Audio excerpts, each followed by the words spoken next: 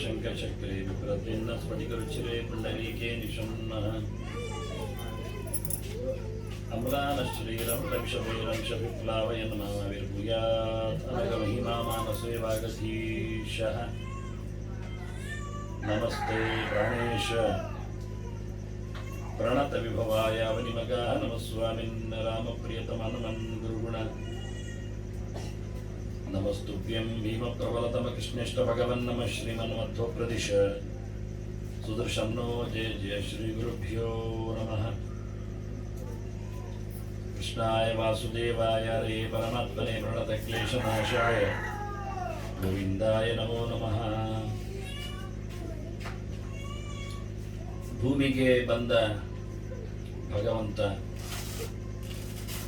ಅಲ್ಲಿನ ಪರಿಸರದಲ್ಲಿ ಕೃಷ್ಣ ಭಕ್ತರಾಗಿ ಸೇರಿದ ತಮಗೆಲ್ಲ ವಂದನೆಗಳೊಂದಿಗೆ ಈ ಬಾರಿಯ ಶ್ರೀಕೃಷ್ಣ ಲೀಲೋತ್ಸವದ ಅಂಗವಾಗಿ ಶ್ರೀಕೃಷ್ಣನ ಕೆಲವು ಮುಖಗಳ ಚಿಂತನೆಗೆ ನಾವು ಇಲ್ಲಿ ಪಕ್ಕದಲ್ಲಿ ಮತ್ತೆ ದೂರದಲ್ಲಿ ಕಾಣದ ನೆಲೆಯಲ್ಲಿಯೂ ಸೇರಿದ್ದೇವೆ. ಕೃಷ್ಣ ಬಹಳ ಸಮಯ ಆಯಿತು ಬಂದು 5125 ವರ್ಷಗಳು ಕಲಿಯುಗ ಬಂದು ಆಗಿದೆ. ಕೃಷ್ಣ ಕಲಿಯುಗದಲ್ಲಿ 36 ವರ್ಷಗಳ ಕಾಲ ಮಾತ್ರ ಇದ್ದ. ಅದಕ್ಕೆ ಮೊದಲು ಆತ 70 ವರ್ಷಗಳಷ್ಟು ಕಾಲ ದ್ವಾಪರದಲ್ಲಿ ಇದ್ದ. ಹಾಗಾಗಿ 2 ಯುಗಗಳ ನಡುವೆ ಇದ್ದವ ಕೃಷ್ಣ. ದ್ವಾಪರ ಯುಗ ಮುಗಿದಿದೆ, ಕಲಿಯುಗ ಬಂದಿದೆ. ಕಲಿಯುಗ 4,32,000 ವರ್ಷಗಳಷ್ಟು ದೊಡ್ಡದು ಕಲಿಯುಗ. ಇದ್ದದ್ರಲ್ಲಿ ಸಣ್ಣ ಯುಗ. ಈಗ ಶುರುವಾಗಿ 5,125 ವರ್ಷ ಆಗಿದೆ. ಹಾಗಾಗಿ ಇನ್ನು 4,26,000 ವರ್ಷಗಳು, ಇನ್ನು ಸ್ವಲ್ಪ ಮುಂದಕ್ಕೆ 775 ವರ್ಷಗಳು ಇವೆ ಕಲಿಯುಗ ಮುಗಿಲಿಕ್ಕೆ. ಕೃಷ್ಣ ಬಂದು ಎಲ್ಲೆಡೆ ತನ್ನ ಚಿಂತನೆಗಳನ್ನು ಗಟ್ಟಿ ಮಾಡಿದ. ಪಾಂಡವರು ಇದ್ದರು. ಹಾಗಾಗಿ ಕಲಿಯುಗದಲ್ಲಿ ಪಾಂಡವರ ಸಂತಾನ 2,000 ವರ್ಷಗಳವರೆಗೆ ಇತ್ತು ಈ ದೇಶದಲ್ಲಿ. ಹಸ್ತಿನಪುರದ ಗದ್ದುಗೆಯಲ್ಲಿ, ಇಂದ್ರಪ್ರಸ್ಥದಲ್ಲಿ, ಇವತ್ತಿನ ಡೆಲ್ಲಿಯಲ್ಲಿ. ಆ ಬಳಿಕ ಪಾಂಡವರ ಅವಸಾನ ಮುಗಿದಿದೆ. ಈಗ ಕ್ರಿಸ್ತ ಶಕ ಅಂತ ನಾವು ನೋಡ್ತಾ 2024 ವರ್ಷ ನೋಡ್ತಾ ಇದ್ದೇವೆ. ಅಂದ್ರೆ ಪಾಂಡವರು ಹೋಗಿಯೂ 1,000 ವರ್ಷದ ನಂತರ ಕ್ರಿಸ್ತ ಶಕ ಶುರುವಾದದ್ದು. ಅಂದ್ರೆ ಕ್ರೈಸ್ತರ ಆಕ್ರಮಣ ಕಾಲದ ಮೇಲೆಯೂ, ಬದುಕಿನ ಮೇಲೆಯೂ, ಸಂಸ್ಕೃತಿಯ ಮೇಲೆಯೂ ಆಗಿ ಪಾಂಡವರು ಹೋಗಿ 1,000 ವರ್ಷದ ನಂತರ. ಹಾಗಾಗಿ ಕೃಷ್ಣನ ಚಿಂತನೆ ಕುಂಠಿತವಾಗಿತ್ತು. ಆ ಬಳಿಕ ಬುದ್ಧ ಬಂದಿದ್ದ. ಈಗ ಕಲ್ಕಿ ಬಂದಿದ್ದಾನೆ, ಬರಬೇಕು ಎನ್ನುವುದರ ಬಗ್ಗೆ ಯೋಚನೆ ಆಗ್ತಾ ಉಂಟು ನಮಗೆ. ಬರ್ಲಿ, ದೇವರು ಎಷ್ಟು ಬೇಗ ಬಂದ್ರು ಒಳ್ಳೇದೇ. ಒಳ್ಳೇದು ಮಾಡುವುದಾದ್ರೆ, ಒಳ್ಳೇದಾಗುವವರೆಗಿದ್ರೆ. ಹಾಗೆ ಕೃಷ್ಣ ಹೇಳಿಕೊಂಡ ಅರ್ಜುನನ ಹತ್ರ, ಯದಾ ಯದಾ ಹಿ ಧರ್ಮಸ್ಯ ಗ್ಲಾನಿರ್ಭವತಿ ಭಾರತ ಅಭ್ಯುತ್ಥಾನಂ ಅಧರ್ಮಸ್ಯ ತದಾತ್ಮಾನಂ ಸೃಜಾಮ್ಯಹಂ. ಧರ್ಮಕ್ಕೆ ಹೊಡೆತ ಬಿದ್ದಾಗ, ಅಧರ್ಮ ತಾಂಡವವಾಡಿದಾಗ ನಾನು ಬರ್ತೇನೆ ಅಂತ ಹೇಳಿದ್ದ. ಹಾಗಾಗಿ ದುರ್ಯೋಧನಂತವರು ಭಾರಿ ಜೋರು ಮಟ್ಟದಲ್ಲಿ ಅಧರ್ಮವನ್ನು ನಡೆಸಿಕೊಟ್ಟದ್ರಿಂದ ಧರ್ಮರಾಜನಿಗೆ ನೆಲೆ ಇಲ್ಲೇ ಅಂತಾಗಿಬಿಟ್ಟಾಗ ಧರ್ಮವನ್ನು ಮತ್ತೆ ಪ್ರತಿಷ್ಠೆ ಮಾಡಲಿಕ್ಕೆ ನಾವು ನಿನ್ನೆ ರಾತ್ರಿ ಅರ್ಘ್ಯ ಕೊಡುವಾಗ ದೇವರನ್ನು ಕರೆದು ಹೇಳಿದ್ದೇವೆ. ಜಾತ ಕಂಸವಧಾರ್ಥಾಯ ಭೂಭಾರೋತ್ತಾರಣಾಯ ಚ ಪಾಂಡವಾನ ಮಿತಾರ್ಥಾಯ ದೈತ್ಯಾನ ನಿಧನಾಯ ಚ ಕೌರವಾನ ವಿನಾಶಾಯ ಧರ್ಮ ಸಂಸ್ಥಾಪನಾಯ ಚ ಅಂತ ಹೇಳಿ ಇಳಿದು ಬಂದ ದೇವರಿಗೆ ಗ್ರಹಣಾರ್ಘ್ಯಂ ಮಯಾ ದತ್ತಂ ದೇವಕ್ಯಾ ಸಹಿತೋ ಹರೇ ಅಂತ ಹುಟ್ಟಿದಾಗ ದೇವಕಿ ಮನೆಯಲ್ಲೇ ಇದ್ದ ಕೃಷ್ಣ. ಆಗ್ಲೇ ನಾವು ಅವನಿಗೆ ಅರಿಕೆ ಕೊಟ್ಟಿದ್ದೇವೆ. ಮತ್ತೆ ಅವನು ಯಶೋದೆ ಮನೆಗೆ ಹೋದದ್ದು. ಅದರಿಂದ ಕೃಷ್ಣ ಧರ್ಮಕ್ಕಾಗಿ ಬರ್ತಾನೆ, ಅಧರ್ಮವನ್ನು ಮೆಟ್ಟಲಿಕ್ಕೆ. ಹಾಗೆ ಅಧರ್ಮವನ್ನು ಮೆಟ್ಟಿದ, ಧರ್ಮವನ್ನು ಪ್ರತಿಷ್ಠೆ ಮಾಡಿದ. ಈಗ ಕೃಷ್ಣ ಇಲ್ಲ. ಕೃಷ್ಣ ಇಲ್ಲ ಅಲ್ವಾ, ಕೃಷ್ಣ ಇಲ್ಲ ಆಗ್ತಾನಲ್ಲ ಅಂತ ಹೇಳಿ ಪರೀಕ್ಷಿತನೇ ಕೇಳಿದ್ದ. ಪಾಂಡವರ ಮುಂದಿನ ತಲೆಮಾರೆ, ಪಾಂಡವರಲ್ಲಿ ಅವರ ಮಕ್ಕಳು ಯಾರು ಕಾರಬಾರ ಮಾಡಲಿಲ್ಲ, ಅರಸೊತ್ತಿಗೆ ಬರಲಿಲ್ಲ. ಅರ್ಜುನನ ಮಗ ಅಭಿಮನ್ಯುವಿನ ಮಗ ಪರೀಕ್ಷಿತನನ್ನು ಕುಳ್ಳಿರಿಸಿ ಮೊಮ್ಮಗನನ್ನು ಕುಳ್ಳಿರಿಸಿ ಪಾಂಡವರು ಹೋದದ್ದು. ಮೊಮ್ಮಗನಿಗೆ ಸ್ವಲ್ಪ ಹೆಚ್ಚಿನ ಅರ್ಥ ಇದೆ, ಪಾರಮ್ಯ ಇದೆ. ಯಾಕೆಂದ್ರೆ ಅಭಿಮನ್ಯುವಿಗೆ ಕೃಷ್ಣ ತನ್ನ ತಂಗಿಯನ್ನೇ ಸುಭದ್ರೆಯನ್ನೇ ಕೃಷ್ಣ ಅರ್ಜುನನಿಗೆ ತನ್ನ ತಂಗಿಯನ್ನೇ ಸುಭದ್ರೆಯನ್ನೇ ಕೊಟ್ಟಿದ್ದ. ಆದ್ರೆ ಸುಭದ್ರೆಯ ಮಗ ಅಭಿಮನ್ಯು ಅಂದ್ರೆ ಕೃಷ್ಣನ ತಂಗಿ ಮಗ. ಆದ್ರೆ ಅಭಿಮನ್ಯುವಿನ ಮಗ ಬರುವುದರಲ್ಲಿ ಔಚಿತ್ಯ ಜಾಸ್ತಿ ಇತ್ತು. ಒಂದು ಕಡೆಯಲ್ಲಿ ಯಾದವ ವಂಶ, ಒಂದು ಕಡೆಯಲ್ಲಿ ಪೌರವ ವಂಶ, ಪಾಂಡವರ ವಂಶ, ಎರಡು ಒಟ್ಟಾಗಿದೆ ಅಲ್ಲಿ. ಅದನ್ನ ಪರೀಕ್ಷಿತನೇ ಕೇಳುತ್ತಾನೆ ಶುಕಾಚಾರ್ಯರ ಹತ್ರ, ಕೃಷ್ಣ ಇಲ್ಲಲ್ಲ, ಅವನು ಹುಟ್ಟುವಾಗ ಕೃಷ್ಣ ಇದ್ದ, ಅವನನ್ನು ಹುಟ್ಟಿಸಿದ್ದು ಬದುಕಿಸಿದ್ದು ಕೃಷ್ಣ, ಗರ್ಭದಲ್ಲಿ ರಕ್ಷಣೆ ಮಾಡಿದ್ದು. ಆದ್ರೆ ಅವನಿಗೆ ಸುಮಾರು ಒಂದು 30 ವರ್ಷ ಆಗುವಾಗವರೆಗೆ ಕೃಷ್ಣನನ್ನು ಪಾಂಡವರನ್ನೆಲ್ಲ ನೋಡಿದ್ದ. ಅವೀಗ ಸಾಯ್ಲಿಕ್ಕೆ ಹೊರಟಾಗ 66 ವರ್ಷದಲ್ಲಿ ಅವನು ಹೊರಟಿದ್ದಾನೆ ಇಲ್ಲಿಂದ ತಕ್ಷಕ ಗಚ್ಚಿ. ಆಗ ಕೇಳ್ತಾನ ಅವನು, ಕೃಷ್ಣ ಇಲ್ಲದಿದ್ದಾಗ ಈ ನೆಲೆಯಲ್ಲಿ ಧರ್ಮದ ನೆಲೆ ಹೇಗಾಗ್ತದೆ ಕೇಳಿ. ಅದಕ್ಕೆ ಅವರು ಉತ್ತರ ಕೊಟ್ಟದ್ದು, ಕೃಷ್ಣೇ ಸ್ವಧಾಮೋಪಗತೆ ಧರ್ಮ ಜ್ಞಾನಾದಿವಿಸ್ಸಹ ಕಲವು ನಷ್ಟದೃಶಾಂ ಪುಂಸಾಂ ಪುರಾಣ ಅರ್ಕಃ ಮುನೋದಿತ ಅಂತ. ಕೃಷ್ಣ ಹೋದ ಬಳಿಕ ಧರ್ಮದ ವ್ಯವಸ್ಥೆ ಮಾಡಲಿಕ್ಕೆ ಭಾಗವತ ಪುರಾಣ ಇದೆ ಅಂತ. ಕೃಷ್ಣನ ಪೂರ್ಣ ಚರಿತ್ರೆ ಹೇಳುವ ಬಹಳ ಸುಂದರವಾದ ತುಂಬಾ ವಿಷಯಗಳಿಂದ, ಒಂದು ಮಟ್ಟದಲ್ಲಿ ಫಿಲಾಸಫರ್ಸ್ ಅಂತ ಯಾರೆಲ್ಲ ಮಾಸ್ಟರ್ಸ್ ಅಂತ ಇರ್ತಾರೆ ಅವರನ್ನೆಲ್ಲ ಇನ್ನಷ್ಟು ಕಕ್ಕಾಬಿಕ್ಕಿಗೊಳಿಸ್ತದೆ. ಅಷ್ಟು ದೊಡ್ಡ ಮಟ್ಟಿನ ಪುಸ್ತಕ ಅಂದ್ರೆ ಭಾಗವತ ಪುರಾಣ. ಸುಮಾರು ಕನ್ನಡದಲ್ಲಿ ಅನುವಾದ ಆಗಿದೆ. ಅಂದ ತಕ್ಷಣ ಅನುವಾದ ಆಗಿದೆ, ಓದ್ಲಿಕ್ಕೆ ಬರ್ತದೆ, ಓದಿ ಆಯ್ತು ಅಂತ ಹೇಳಬೇಡಿ, ಆಗುವುದೇ ಇಲ್ಲ. ಅದು ವೇದಗಳ ಸಾರ, ಸಕಲ ಪುರಾಣಗಳ ಕೆನೆ, ಮಹಾಭಾರತದ ಚಿಂತನೆ, ಜೊತೆಯಲ್ಲಿ ಬ್ರಹ್ಮಸೂತ್ರಗಳ ಮುಪ್ಪುರಿ, ಇವೆಲ್ಲ ಒಟ್ಟು ಸೇರಿಕೊಂಡ ಒಂದು ಕೃತಿ. ವಿಮರ್ಶೆ ಮಾಡಿದಷ್ಟು ಚಿಂತನೆ ಅಲ್ಲಿದೆ. ಹಾಗಾಗಿ ಭಾಗವತದಲ್ಲಿ ಇವತ್ತು ಸಹ ವಿದ್ಯಾಮತಾಂ ಭಾಗವತೆ ಪರೀಕ್ಷಾ ಅಂತ ಪರೀಕ್ಷೆಯ ಗ್ರಂಥ, ಫಿಲಾಸಫಿ ಗ್ರೌಂಡ್ ಅಲ್ಲಿ, ವೇದಾಂತದ ಮಜಲಿನಲ್ಲಿ ದೊಡ್ಡ ಪರೀಕ್ಷೆಯ ಕೃತಿ ಅಂದ್ರೆ ಭಾಗವತ. ಯಾರು ಭಾಗವತ ಪರೀಕ್ಷೆ ಕೊಡ್ತೇನೆ ಹೇಳಲಿಕ್ಕೆ ಹೋಗುವುದೇ ಇಲ್ಲ. 18,000 ಶ್ಲೋಕ ಅಂತಾದ್ರೂ ಕಮ್ಮಿ ಅಂತಾದ್ರೂ ಭಾಗವತ ಪರೀಕ್ಷೆ ಕೊಡ್ತೇನೆ ಹೇಳಿ ಸಿಕ್ಕಿ ಬಿಡ್ತಾರೆ ಅವರು. ಅದನ್ನ ಭಾಗವತ ಇರುವುದೇ ಕೃಷ್ಣ ಬಂದದ್ದಕ್ಕೆ, ಕೃಷ್ಣ ಇರ್ಲಿಕ್ಕೆ ಅಂತ ಹೇಳಿ ಸಬ್ಸ್ಟಿಟ್ಯೂಟ್. ಕೃಷ್ಣನಿಲ್ಲದಿದ್ದಾಗ ಭಾಗವತ ಉಂಟು ಅಂತ. ಇವತ್ತು ಭಾಗವತ ಉಂಟಲ್ಲ, ಅದನ್ನ ಧರ್ಮ ಇದೆ. ಅದರಿಂದ ಬೇರೆ ದೇವರು ಬೇಡ. ಯಾವಾಗ ಬೇರೆ ದೇವರು ಬೇಕು? ಕೃಷ್ಣ ಹೇಳಿದ್ದೇನು, ನಾನು ಬರ್ತೇನೆ ಮತ್ತೊಮ್ಮೆ. ಯಾವಾಗ? ಧರ್ಮಪೂರ ಸತ್ತಾಗ, ಅಧರ್ಮ ಕುಣಿದಾಗ ನಾನು ಬರ್ತೇನೆ ಅಂತ. ಕಲ್ಕಿ ಬರುವುದು ಯಾವಾಗ ಅಂತ ಒಂದು ಮಾತು ಹೇಳುತ್ತದೆ ಭಾಗವತವೇ. ಪರೀಕ್ಷಿತನಿಗೆ ಹೇಳುತ್ತಾನೆ ಶುಕಾಚಾರ್ಯ, ಕಲ್ಕಿ ಯಾವಾಗ ಬರ್ತಾನೆ ಅಂತ ನಾನು ಹೇಳಬೇಕಾಗಿಲ್ಲ, ನೀವು ಹೌದವಲ್ಲ ಅಂತ ಕೇಳಬಹುದು. ನೀವು ಯಾರತ್ರ ಕೇಳಬೇಕಾಗಿಲ್ಲ ಹೇಳಲಿಕ್ಕೆ. ಯಾವಾಗ ಬರ್ತಾನೆ ಅಂತ ಯಾರು ಹೇಳಬೇಕು? ಯಾರು ಹೇಳಿದ್ರೆ ಆಗ್ತದೆ? ನಾವು ನೀವು ಹೇಳಿದ್ರೆ ಆಗ್ತದ? ಈಗ ಮಳೆ ಬರ್ತದೆ ಅಂತ ನಾನು ಹೇಳಿದ್ರೆ ನೋಡುವ ಚಾಲೆಂಜ್, 1,000 ರೂಪಾಯಿ ಬೆಟ್ಟ, ನಮ್ದಷ್ಟೇ ಬೆಟ್ಟಲ್ಲಿ ಆಗ್ತದೆ. ಅವ ಇಲ್ಲ ಹೇಳುದು, ಹೌದು ಹೇಳುದು, ಕೊನೆಯೆಲ್ಲ ಒಟ್ಟು ಕೋರಿಕೊಂಡು ಹೋಗುದು. ಯಾರಿಗೆ ಸಿಗ್ತದೆ ವಿಶ್ವಕಪ್, ಯಾರು ಔಟ್ ಆಗ್ತಾರೆ ಎಲ್ಲ. ಇದೆಲ್ಲ ನಾವು ಸುಮ್ಮನೆ ಆಡ್ಲಿಕ್ಕೆ ಅಷ್ಟೇ, ಬೆಟ್ಟು ಕಟ್ಟಲಿಕ್ಕೆ. ನಮ್ಗೆ ಯಾರಿಗಾದ್ರೂ ಗೊತ್ತುಂಟ ಹವಾಮಾನದ ಕತೆ ಏನಾದ್ರೆ ಹೇಗಾಗ್ತದೆ? ಸಮುದ್ರ ಓಡಿ ಬರುವುದು ಗೊತ್ತಿತ್ತ ನಮಗೆ? ನಮಗೆ ಇವತ್ತು ಲಕ್ಷಣ ಮರೆತಿದ್ದೇವೆ, ನಮ್ಗೆ ಗೊತ್ತುಂಟ? ಇಲ್ಲ. ನಮಗೆ ನಾಲೆಜ್ ಇಲ್ಲದೆ ನಾವು ಹೇಳಲಿಕ್ಕೆ ಬಾರದು. ಒಬ್ಬನಿಗೆ ನಡೆಯುವಾಗ ಬೀಳ್ತಾನಂದ ತಕ್ಷಣ ಅವನು ಕಿಡ್ನಿ ಫೈಲಿಯರ್ ಆಗಿದೆ ಹೇಳುದಾ? ನಾವು ನೋಡಿದ್ದೀರಾ? ನಮ್ಗೆ ಗೊತ್ತುಂಟ, ಟೆಸ್ಟ್ ಮಾಡಿದ್ದೇವೆ, ಸ್ಕ್ಯಾನ್ ಆಯ್ತಾ, ಒಟ್ಟು ಹೇಳುದಾ? ಅಲ್ಲ, ಮನೆಯವರೊಬ್ಬರು ಇದ್ದಾರೆ, ಅವ್ರು ಕಿಡ್ನಿ ಫೈಲ್ ಅಂತ ಬಿದ್ದಿದ್ದಾರೆ. ಅವ್ರು ಬೀಳುದಕ್ಕೆ ಇವು ಬೀಳುದಕ್ಕೆ ವ್ಯತ್ಯಾಸ ಉಂಟು. ಇವ ಹುಡುಗ, ಅವ ಚಡ್ಡಿ ಒಂದೇ ಕಾಲ ಹಾಕಿದ್ದಾರೆ, ಅದಕ್ಕೆ ಬೀಳ್ತಾ ಇದ್ದಾನೆ. ಹೌದಾ? ಮತ್ತೆ ಹೇಳಿ ಬಿಡೋದು ಮತ್ತೆ. ಆದ್ರಿಂದ ನಾವು ಗೆಸ್ ಮಾಡ್ಲಿಕ್ಕೆ ನಾವು ಯಾರು ಅಲ್ಲ, ನಾವು ಮೂರ್ಖರು, ದಡ್ಡರು ಆ ವಿಷಯದಲ್ಲಿ. ವೈದ್ಯ ವಿಷಯದು ನಮಗೆ ಗೊತ್ತಿಲ್ಲ, ಹವಾಮಾನ ನಮಗೆ ಗೊತ್ತಿಲ್ಲ, ಹೇಳಿಬಿಡುವುದಲ್ಲ ಇಷ್ಟ ಬಂದಾಗಿ. ಹಾಗಾಗಿ ಕಲ್ಕಿ ಬರ್ತಾನ ಇಲ್ಲವ ಹೇಳಲಿಕ್ಕೆ ಮೊದಲು ನಿಮಗೆ ಎಂತ ಗೊತ್ತುಂಟು? ಕಲ್ಕಿ ಸುದ್ದಿ, ಪುರಾಣ ಆಗ್ಲಿ, ನಿಮಗೆ ವಿಜ್ಞಾನ ಆಗ್ಲಿ, ವೇದಾಂತ ಆಗ್ಲಿ ಏನಾದ್ರು ಗೊತ್ತುಂಟಾ? ಮತ್ತೆ ಹೇಳುದೆಂತದ್ದು? ವೇಷ ಹಾಕಿದ್ದಂತ್ರ ಆಯ್ತಾ? ಅವ್ರು ಹೇಳ್ತಾರೆ ಹೇಳಿದ್ರೆ ಆಯ್ತಾ? ಕಾಲಜ್ಞಾನದ ಪ್ರಮಾಣ ಉಂಟಾ? ಹೇಳಿದ್ರೆ ಮುಗೀತಾ? ಒಂದು ಕಡೆಯಲ್ಲಿ ಉಂಟಂತೆ, ಅದು ಅಡಿಯಲ್ಲಿ ಬಿದ್ದಂತೆ, ನಾಡಿ ಗಣಿತ ತೋರಿಸಿ ಮಾರ್ಯಾರೆ. ನಿಮ್ಗೊಬ್ರಿಗೆ ಓದ್ಲಿಕ್ಕೆ ಬರುದಾ? ನಾವು ಓದ್ತೇವೆ ನೋಡುವ. ಒಂದ್ಸತಿ ಮನೆಗೆ ಒಬ್ಬ ಬುಡುಬುಡುಕೆ ಬಂದಿದ್ದ. ನಾವು ಬರ್ತಾರೆ, ಹೆಚ್ಚು ಮಂದಿ ಬರ್ತಾರೆ ಹಳ್ಳಿಯಲ್ಲಿ, ಎಲ್ಲ ಕೊಟ್ಟು ಕಳಿಸ್ತೇವೆ. ಅವನು ನನ್ನ ಹತ್ರ ಹೇಳಿದ, ನಿಮ್ಮ ಭವಿಷ್ಯ ಇದ್ದರೆ ಪುಸ್ತಕದಲ್ಲಿ ಉಂಟು ಹೇಳಿದ. ಖುಷಿ ಆಯ್ತು ನನಗೆ, ಒಳ್ಳೇದು ಮಾರ. ನನಗೆ ಕೇಳಬೇಕು ಅಂತಿತ್ತು, ನೋಡುವ ನೀನು ಓದಿಬಿಡು, ನಾನು ಕೇಳುತ್ತೇನೆ, ನಿನಗೆ ಹೇಳಿದ್ದಷ್ಟು ಕೊಡುತ್ತೇನೆ ಮತ್ತೆ ಹೇಳಿದೆ. ಹಾಗೆಲ್ಲ ತೆಗಿಲಿಕ್ಕೆಲ್ಲ ಇಲ್ಲ, ಅದೆಲ್ಲ ಇಂಥ ದಿವಸದಲ್ಲಿ ಇಂಥ ಪೂಜೆ ಮಾಡಿ ಎಲ್ಲ ತೆಗಿಲಿಕ್ಕೆ ಆಕ್ಷನ್ ಮಾಡಿದ. ನಾನು ಒಳಗಿಂದ ಹೋಗಿ ನನ್ನ ಒಂದು ಪುಸ್ತಕ ತಂದು ಕೊಟ್ಟೆ ಅವನಿಗೆ. ನೋಡು, ನನ್ನ ಹತ್ರ ದಾಡವಾಲಿ ಇಷ್ಟು ಉದ್ದದುಂಟು, ಇಷ್ಟು ದಪ್ಪದ್ದು ಇಂಥದ್ದು 100 ಉಂಟು ನನ್ನ ಹತ್ರ ಮ್ಯಾನುಸ್ಕ್ರಿಪ್ಟ್. ನಾನು ರೀಡರ್, ಓದ್ತೇನೆ. ನನಗೆ ಸ್ಕ್ರಿಪ್ಟ್ಗಳು ಬರ್ತವೆ, ಸುಮಾರು ಸ್ಕ್ರಿಪ್ಟ್ಗಳು ಬರ್ತವೆ, ಲಿಪಿಗಳೆಲ್ಲ ಓದುವವ ನಾನು ತಂದು ತೋರಿಸಿದೆ. ಮಾರೇ ನನ್ನ ಹತ್ರ ಇಂಥ ನಂಗೆ ಕೊಡಿ ಅಂದವ. ನಿನಗೆ ಯಾಕೆ ಓದ್ಲಿಕ್ಕೆ ಬರುತ್ತಾ ಅಂದೆ. ನೀವ್ ಯಾಕೆ ಇಟ್ಕೊಂಡು ಕೇಳಿದ. ನನಗೆ ಇದೆಲ್ಲ ಓದ್ಲಿಕ್ಕೆ ಬರ್ತದೆ ಮಾರೇ ಅಂದೆ. ಬೇರೆ ಅವನದ್ದು ಇಷ್ಟೇ ಸಣ್ಣಗೆ ಪುಸ್ತಕ, ಒಂದು 4-5 ಆಳೆ ಇದ್ದದ್ದು, ಇಷ್ಟೇ ಸಣ್ಣದು, ಅದನ್ನು ಕಟ್ಬಿಟ್ಟಿದ್ದಾನೆ. ಕಂಡ ಅದನ್ನು ನೋಡ್ಲಿಕ್ಕೆ ತೆರಲಿ ಬಿಡುದಿಲ್ಲ, ಅಕ್ಷರ ಉಂಟೆಲ್ಲೋ ಗೊತ್ತಿಲ್ಲ ಅದರಲ್ಲಿ. ಮತ್ತೆ ಖಾಲಿ ಆಳೆ ಮನೆಗೆ ತಾಳೆ ಪತ್ರ ಪಾಮ್ಲಿ ಹೆದರಿ ಬಿಟ್ಟವ ಮನೆಗೆ. ಮತ್ತೆ ಈಗ ಬರೋದೇ ಬಿಟ್ಟವ, ನಿಲ್ಸಿ ಬಿಟ್ಟ.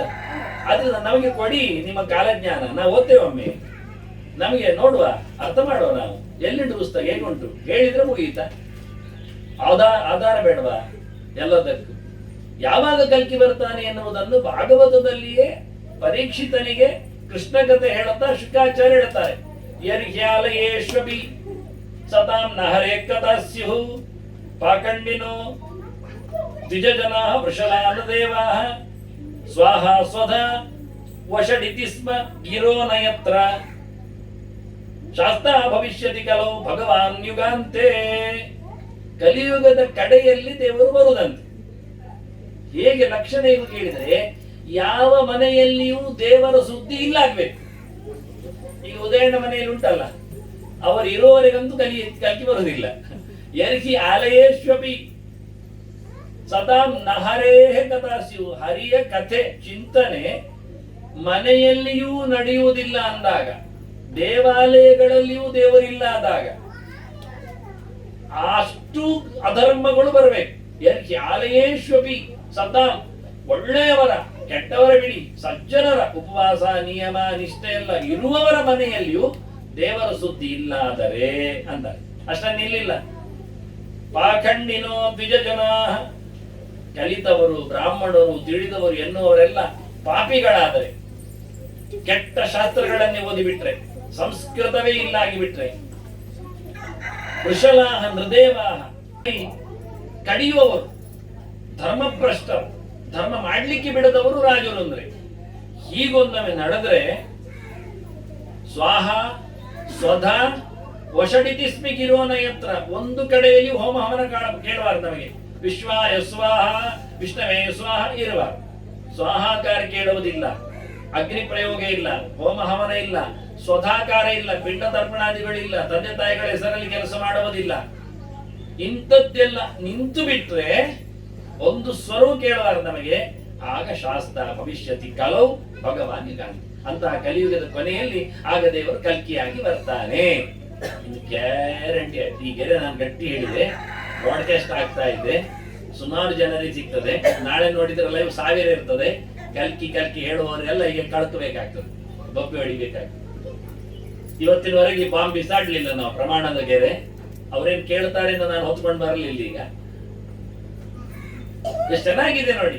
ಯಾರಿಗೆ ಹೇಳುವುದು? ಈಗ ಭಾಗವತದ ಕೊನೆಯಲ್ಲಿ ಕಲ್ಕಿ ಯಾವಾಗ ಬರುವುದು ಎನ್ನುವುದನ್ನು ಪ್ರಿಡಿಕ್ಟ್ ಮಾಡಿದ್ದಾರೆ ವೇದವ್ಯಾಸರ ಮಗ ಶುಕಾಚಾರ್ಯರು ಪರೀಕ್ಷಿತನಿಗೆ. ಇವತ್ತಲ್ಲ ಮೊನ್ನೆ, ದ್ವಾಪರದ ಕೊನೆಯಲ್ಲಿ, ಕಲಿಯುಗದ ಆರಂಭದಲ್ಲೇ ಸ್ಟೇಟ್ಮೆಂಟ್ ಬಂದಿದೆ. 4,27,000 ವರ್ಷ ಇನ್ನು ಕಳಿಬೇಕು ನಿಯರ್ ಬೈ ಕಲ್ಕಿ ಬರ್ಲಿಕ್ಕೆ. ನೀವು ಕಾಯ್ತೀರಾ ಅಂದ್ರೆ ಕಾಯ್ಬೋದು. ಈಗ ಪಿಕ್ಚರ್ನವ್ರು ಕಾಯ್ತಾರೆ ಅಂದ್ರೆ ಕಾಯ್ಬಹುದು. ಯಾರ್ಯಾರನ್ನು ಕಟ್ಟಿಕೊಂಡ ಅಶ್ವತ್ಥಾಮಂತೆ, ನಿಜವಾಗಿ ಅಶ್ವತ್ಥಾಮನ ಮಾಡಿ ನೆತ್ತಿ ಮೇಲೆ ಮಣಿ ಇದ್ದದ್ದು, ಇವರು ಹಣೆ ಮೇಲೆ ಅಂಟಿಸಿಕೊಂಡೆಲ್ಲಿ ಎಲ್ಲಿ ಉಂಟು ಗಾಯ ಅಂತ ಗೊತ್ತಿಲ್ಲದೆ ಬ್ಯಾಂಡೇಜ್ ಮಾಡಿದ ಡಾಕ್ಟರ್ ಆಗಾಯ್ತಲ್ಲ ನಮ್ಮ ಕರ್ಮ.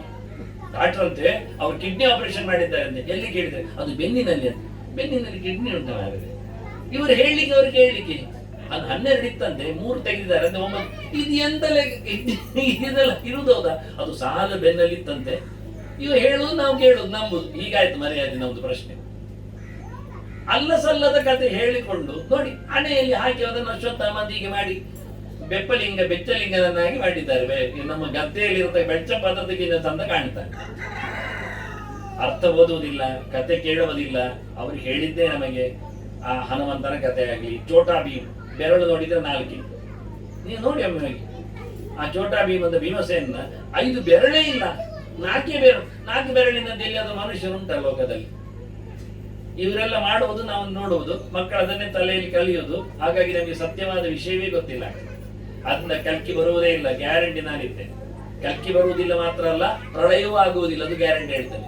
ಪ್ರಳಯ ಆಗಲಿಕ್ಕೆ ಇನ್ನಷ್ಟು ಕಾಯ್ಬೇಕು, ಲೆಕ್ಕ ದೊಡ್ಡದುಂಟು ಅದಕ್ಕೆ. ಅದನ್ನು ಸಮುದ್ರ ಓಡಿ ಬರ್ತದ? ಪ್ರಳಯ ಆಗುವುದಿಲ್ಲ, ಸಮುದ್ರ ಓಡಿ ಬರಲಿ ಹಿಂದೆ ಹೋಗ್ತದೆ ಬಂದಾಗ. ಅದು ಬೇಕಾದನ್ನು ತೆಗಿಬಹುದು, ಮಾತಾಡಿಸಬಹುದು. ಅದು ಹೊರತುಪಡಿಸಿ ಸಂಪೂರ್ಣವಾದಂತಹ ಭೂಮಿಯೇ ಇಲ್ಲ ಆಗುವ ಪರಿಸ್ಥಿತಿ ಬರುವುದಿಲ್ಲ, ನಮ್ಮ ಪೀರಿಯಡ್ ಅಲ್ಲಿ ಬರುವುದಿಲ್ಲ. ಅದಕ್ಕೆ ಮನ್ವಂತರ ಕಳೀಬೇಕು. ಈಗ ಮನ್ವಂತರ ವೈವಸ್ವತ, ಅವನು 28ನೇ ಕಲಿಯುಗವನ್ನು ನೋಡ್ತಾ ಇದ್ದಾನೆ. ಅವನಿಗೆ 71 ಕಲಿಯುಗ ನೋಡ್ಬೇಕು ಅವನಿಗೆ. ಇವತ್ತಿನ ವೈವಸ್ವತ ಮನುವಿಗೆ, ಸೂರ್ಯನ ಮಗನಿಗೆ, ಸತ್ಯವ್ರತನಿಗೆ, ಅಂಜಲಿಯಲ್ಲಿ ಮೀನು ಸಿಕ್ಕಿದವನಿಗೆ, ಮತ್ಸ್ಯಾವತಾರ ಕಂಡವನಿಗೆ, ಇದೇ ಸೂರ್ಯನ ಮಗನಿಗೆ ಈಗ ಅವನು ಆಡಲಿದ್ದ ಮನ್ವಂತರ ಅಂದ್ರೆ 71 ಯುಗ ಚಕ್ರ ಅವನಲ್ಲಿ ಉಂಟು ಕಂಟ್ರೋಲ್ ಅಲ್ಲಿ. ಈಗ 28ನೇ ಕಲಿಯುಗ ಉಂಟು.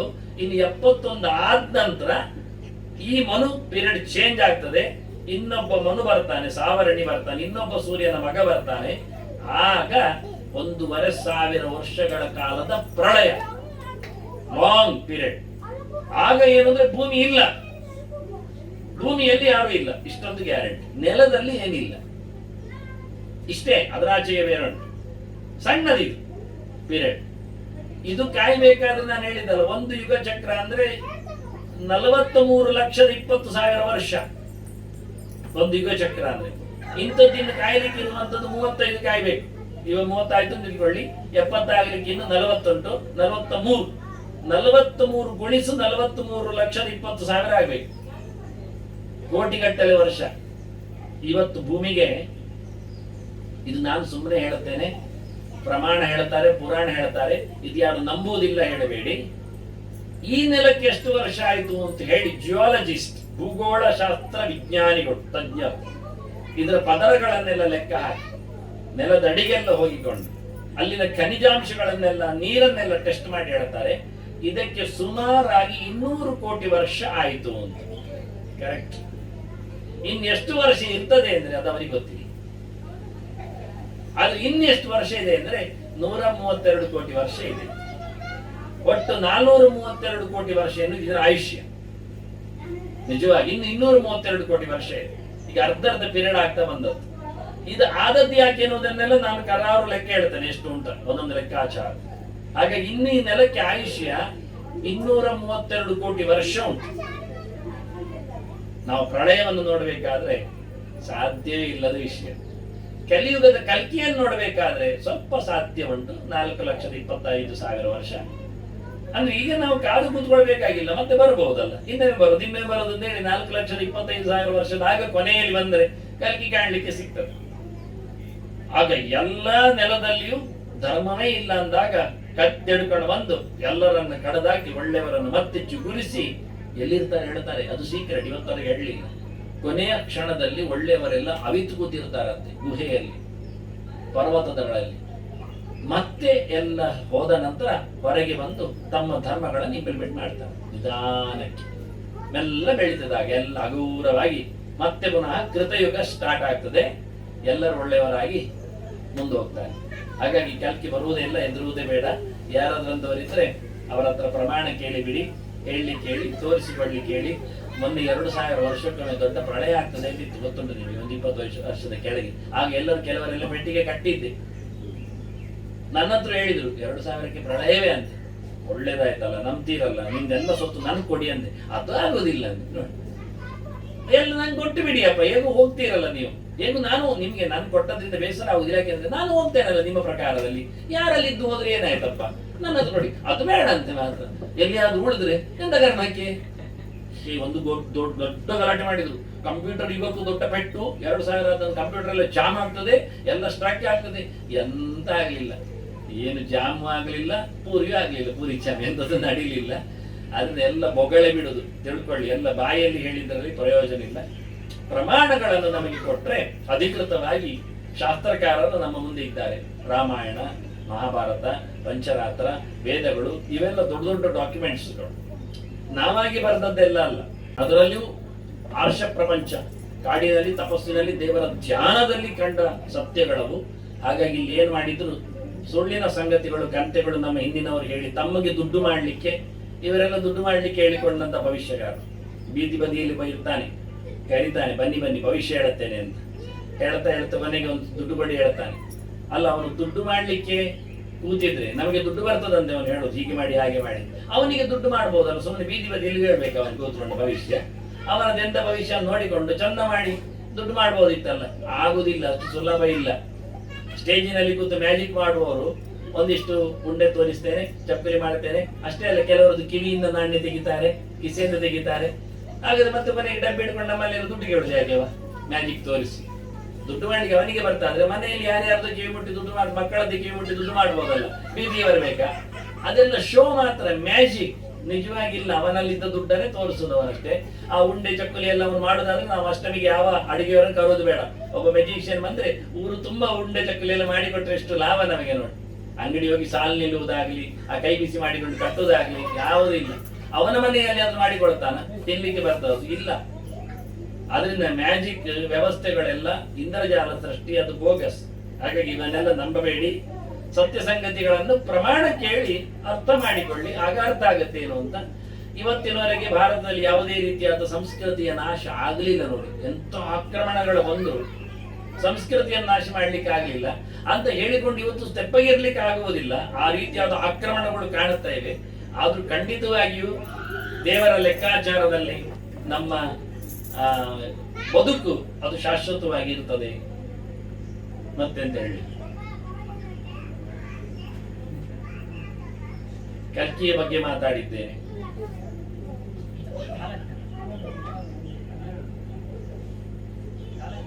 ಕಾಲಜ್ಞಾನದಲ್ಲಿ ನಾವು ತಿಳಿದುಕೊಂಡಿರೋದು ವೀರಬ್ರಹ್ಮೇಂದ್ರ ಸ್ವಾಮಿಗಳದ ಒಂದು ಕಾಲಜ್ಞಾನ ಓದಿದ್ದೆ. ಅವರು ಪ್ರಸ್ತುತ ಹಲವಾರು ಘಟನೆಗಳು ಹೇಳಿರುವುದೆಲ್ಲ ನಡೆದಿದೆ. ತುಂಬ 500 ವರ್ಷದ ಹಿಂದಿನ ಒಂದು ಕಾಲಜ್ಞಾನ. ಅದು ಟ್ರಾನ್ಸ್ಲೇಷನ್ ಮಾಡಿ ತೆಲುಗಿಂದ ಕನ್ನಡಕ್ಕೆ ಇದು ಮಾಡಿದ್ದಾರೆ. ಅವರು ಹೇಳಿದ ಪ್ರಕಾರ ಈ ಶನಿ ಮೀನರಾಶಿಗೆ ಎಂಟ್ರಿ ಆಗುವಾಗ ಭಾರತದಲ್ಲಿ ಒಂದು ಮಹಾಯುದ್ಧ ಆಗುತ್ತೆ ಅನ್ನುವಂಥದ್ದು ವಿಚಾರ ಹೇಳಿದ್ದಾರೆ. ಅದೊಂದು 2.5 ವರ್ಷ, 25ರಿಂದ 25 ಮತ್ತೆ ಭವಿಷ್ಯ ಮಾಲಿಕನ್ನು ಅದರಲ್ಲೂ ಉಲ್ಲೇಖ ಇದೆ. ಅಚ್ಯುತಾನಂದ ದಾಸ್ ಅವರು ಅದರಲ್ಲಿ ಕಲ್ಕಿ ಇದೆಯಾ? ಆ ಕಲ್ಕಿಯ ಬಗ್ಗೆ ವರ್ಣನೆ ಮಾಡಿ. ಹೌದು, ಕಲ್ಕಿ ಬರ್ತಾನೆ ಅಂತ. ಆ ಕಲ್ಕಿ ಅಂದ್ರೆ 2032ಕ್ಕೆ ಕೃತಯುಗ ಅಂತ ಅದೇ ಕೃತಯುಗ ಬರ್ಲಿಕ್ಕೆ ನಾನು ಯುಗದ ಲೆಕ್ಕಾಚಾರ ಕೊಟ್ಟಲ್ಲ, 4,27,000 ವರ್ಷಗಳು ಬಾಕಿ ಇವೆ. ಅದನ್ನ ಅದು ಬೋಗಸ್ ಎನ್ನುವುದು ಗ್ಯಾರಂಟಿ ಆಯ್ತು. ಮತ್ತೆ ಆಗಿದೆ ಎನ್ನುವುದುಂಟಲ್ಲ, ಎಲ್ಲ ಒಂದು ದೃಷ್ಟಿಯಿಂದ ಕೋಇನ್ಸಿಡೆನ್ಷಿಯಲಿ ತೋರಿಸ್ಲಿಕ್ಕೆ, ಆಕಸ್ಮಿಕವಾಗಿ ತೋರಿಸ್ಲಿಕ್ಕೆ ಬರ್ತದೆ. ನೀವು ಹೇಳಿದ್ದು ಸರಿ, ತೆಲುಗಲ್ಲಿ ಇದ್ದದ್ದು ಕನ್ನಡದಲ್ಲಿ ಟ್ರಾನ್ಸ್ಲೇಟ್ ಆಗಿ ಬಂದದ್ದು ಹೌದು. ಇವತ್ತು ಹವಾಮಾನ ತಜ್ಞರು ಹೇಳಿದ ಹಾಗೆ ನಿಜವಾಗಿ ಹವಾಮಾನ ತಜ್ಞರಿಗೆ ಒಳ್ಳೆ ಗೊತ್ತಿರುತ್ತದೆ. ಆದ್ರೂ ಕೆಲವೊಮ್ಮೆ ಮೋಡ ಕೈ ಕೊಡ್ತದೆ, ಓಡಾಡಿಸ್ತದೆ. ಮಳೆ ಬರ್ತದೆ ಹೇಳ್ತಾರೆ, ಕೇಳಿದಷ್ಟು ಪ್ರಮಾಣದಲ್ಲಿ ಬರುವುದಿಲ್ಲ. ಕೆಲವೊಮ್ಮೆ ಸಣ್ಣಗೆ ಅಂತಾರೆ, ದೊಪ್ಪನೆ ಬಂದು ನಮ್ಮನ್ನು ಹೆಚ್ಚು ಕಡಿಮೆ ಮಾಡ್ತದೆ. ಅವರ ಕಂಟ್ರೋಲ್ ಅಲ್ಲಿ ಇಲ್ಲ, ಆದರೆ ಲಕ್ಷಣಗಳಿರ್ತವೆ. ಹಾಗಾಗಿ ಅವರು ನೋಡಿ ಹೇಳಿದ್ದು ಗ್ರಹಗಳ ಗತಿಯನ್ನು. ಗ್ರಹಗಳ ಗತಿಗೆ ಅವುಗಳದ್ದೇ ಆಗಿರತಕ್ಕಂತಹ ಲಕ್ಷಣಗಳಿವೆ, ಇಂಡಿಕೇಟ್ಸ್ಗಳು. ಈಗ ಕುಂಭದಲ್ಲಿದ್ದಾನೆ ಶನಿ, ಮುಂದಕ್ಕೆ ಮೀನಕ್ಕೆ ಬರ್ತಾನೆ, ಅದು ಸರಿ. 2.5 ವರ್ಷಕ್ಕೊಮ್ಮೆ ಅವನು ಟ್ರಾನ್ಸ್ಲೇಟ್ ಆಗ್ತಾನೆ, ಪ್ರತಿ ಸರ್ತಿ ಹೋಗುದಿಲ್ಲ, ಮೆಲ್ಲ ರಾಶಿಯನ್ನು ಬದಲಾಯಿಸುವುದು. ಈಗಾಗಲೇ ಮೊನ್ನೆ ರಾಹು ಮತ್ತೆ ಕೇತುಗಳು ಹತ್ತಿರದಲ್ಲಿದ್ದವು. ಗುರು ಮೀನದಲ್ಲಿದ್ದಾಗ, ಈಗ ಗುರು ವೃಷಭಕ್ಕೆ ಬಂದ 2 ವರ್ಷದ ಹಿಂದೆ. 2 ವರ್ಷದ ಹಿಂದೆ ಗುರು ಮೀನದಲ್ಲಿದ್ದಾಗ, ರಾಹು ಕೇತುಗಳು ಮೇಷದಲ್ಲಿದ್ದಾಗ, ರಾಹು ಮೇಷದಲ್ಲಿ, ಕೇತು ಅದಕ್ಕೆ ಅಜೆಂಡ್ ಆಗಿ ಸಪ್ತಮದಲ್ಲಿದ್ದಾಗ, ಗುರುವನ್ನು ನುಂಗ್ಲಿಕ್ಕೆ ಬಂದಾಗ ಕೊರೋನಾ ಬಂದದ್ದು ಸತ್ಯ.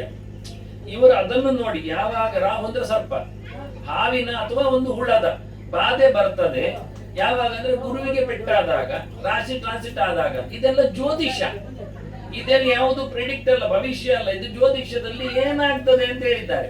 ನೀವು ಸ್ವಲ್ಪ ಎಣ್ಣೆದು ಜಾಸ್ತಿ ತಿಂದ್ರೆ ಮೈಯಲ್ಲಿ ಜಡಕೆ ಬೀಳ್ತದೆ, ಸ್ವಲ್ಪ ತುರಿಕೆ ಶುರುವಾಗ್ತದೆ, ಖಂಡಿತವಾಗಿ ನಿದ್ದೆ ಕಣ್ಣಲ್ಲಿ ತುರಿಕಿಸಿದ್ರೆ ಗಾಯ ಆಗ್ತದೆ.